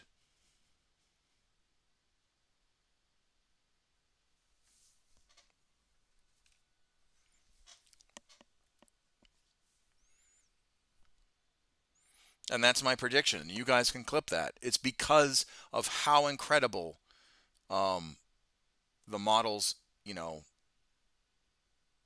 how incredible 3D printers are coming around. And it saddens me that's going to be the case because GW can't get their heads out of their asses when it comes to pricing. And again, this is where I get into, yes, they have fiduciary responsibility, but sooner or later they're going to be like they're going to have to go to their shareholders and say, "Look, we can't make you all the money in the world." Because if we're going to live for another 50 years, we have to be real about what we're doing. And yes, they can diversify product and they can diversify their revenue streams as much as they can with video games and books and movies and all that stuff and TV series and all that. But realistically, their largest revenue stream is for marketing is their models. And sooner or later, they're going to have to turn around and say, um,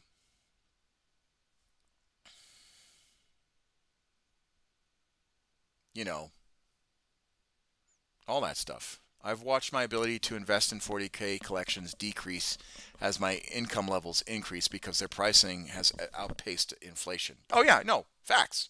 Facts.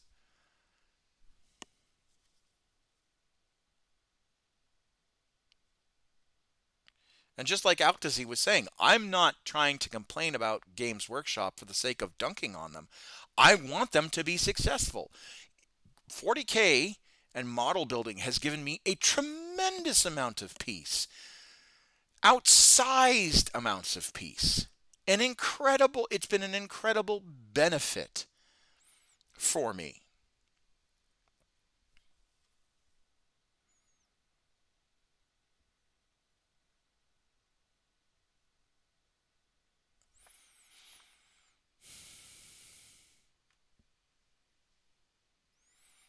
Currently, for the price of one of the two players to start with GW, you could buy uh, a good, nearly foolproof, all with all the tech quirks it has, uh, and the resin to print it, nearly a complete 2K points worth of army. What, with a 3D printer? Oh yeah, or forgot to put the 3D printer. Yeah, I mean, and that's what I'm saying is that at okay, right? A top of the line 3D printer,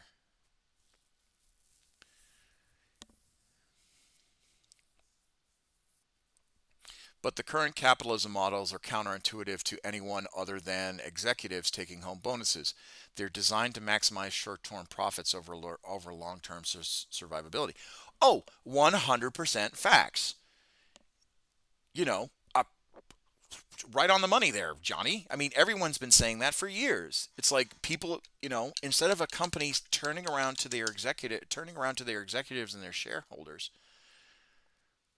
um, and saying, "Hey, instead of doing stock buybacks, we need to invest in the infrastructure and invest into our workers so that way we keep our workforce around and and our infrastructure keeps on improving and we improve our product." Obviously planned obsolescence was always going to be a thing, especially in a capitalistic society. Which, don't get me wrong, I dislike planned obsolescence. I think it's crap. But, there's a difference between planned obsolescence when it comes to technology, where it's like, hey, no, like sooner or later, this laptop, this machine that I bought, this war rig that I bought, or that my wife gifted me for Christmas back in 2018, that's going to become a relic in 10 years' time because the graphics cards are going to be better, the memory is going to be better, everything's going to be cheaper, hopefully. And sooner or later, this will need this war rig that I've got right now will eventually need to be repaired to the point where it's buying a new computer is cheaper than repairing it, right? That I get. The the argument that I have is instead of having sustainability with a company, right, right, hedge fund guys are the worst. They buy out companies, they run up their corporate debt, pay themselves huge bonuses, and then liquidate the company, move on, and do it again somewhere else. Yeah, 100%. Equity and hedge fund firms do that all the time. And then if they don't liquidate the entire company, they offer services. They still offer the services of that company, but at a worser quality grade because the company's gutted, right? And so, they don't care. And that's predatory. It's not capitalism, it's predatory.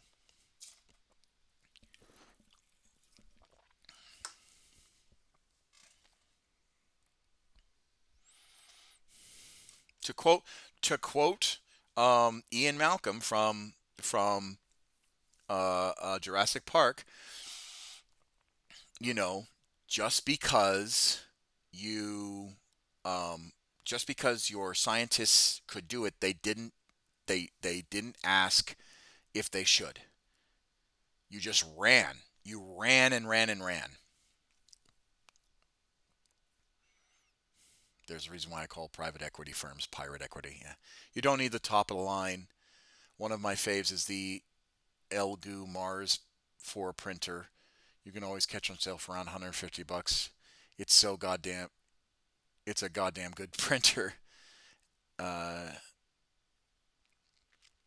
as they say, the future is now. It's scary how fast 3D printers have come down. Yeah, no, exactly. Free again. Then this is what I'm saying. In 10 years' time, that's why I made the prediction. In 10 years' time, 3D printing is going to be,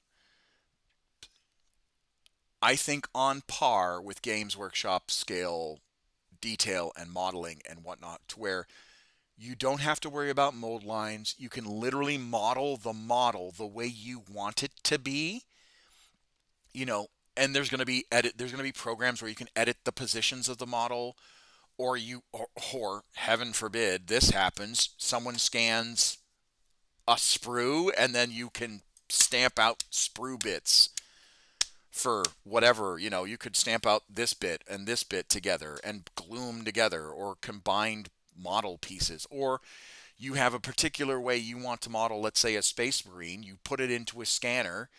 I want my space marines to look like they're firing, and there you go.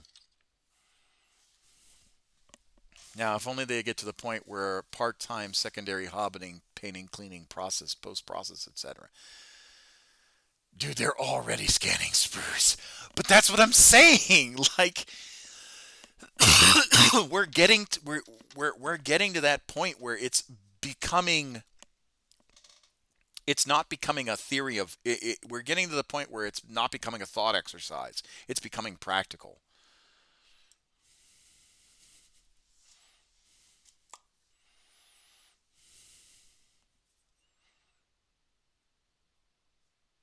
Like, I think the only difference, or the only gateway issue that we're running into with 3D printing is the fact that it's a hobby on top of a hobby, right? You have to, once that threshold is below a level acceptable by the general public, oh, it's game over. It's game blouses, for Games Workshop.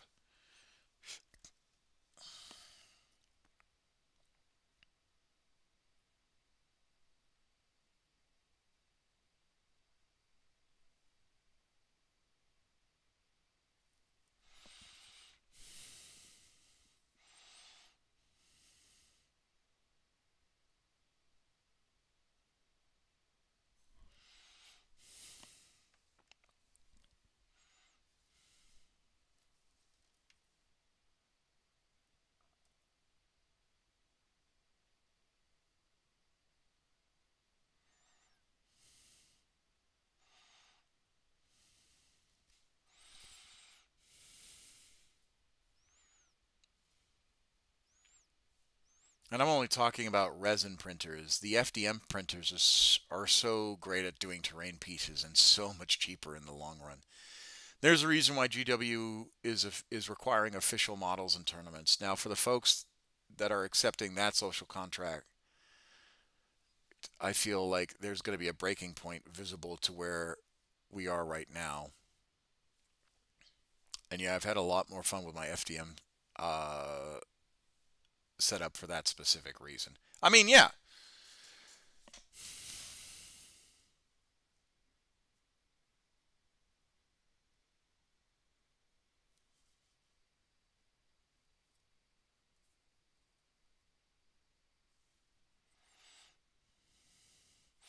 I mean, and that's another thing is like once I get my forever home, when I retire, um,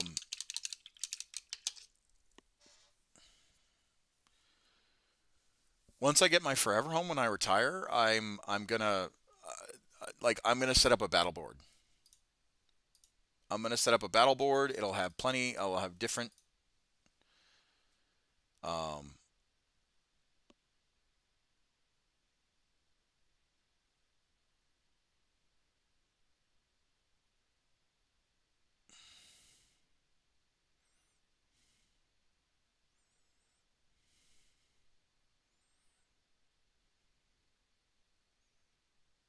you know, once I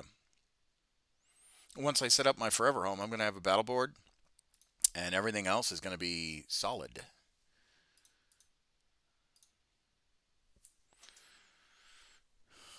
Like I want to have two. I want to have two battle boards. One city fight, one like planetary jungle terrain stuff. That'll be fun.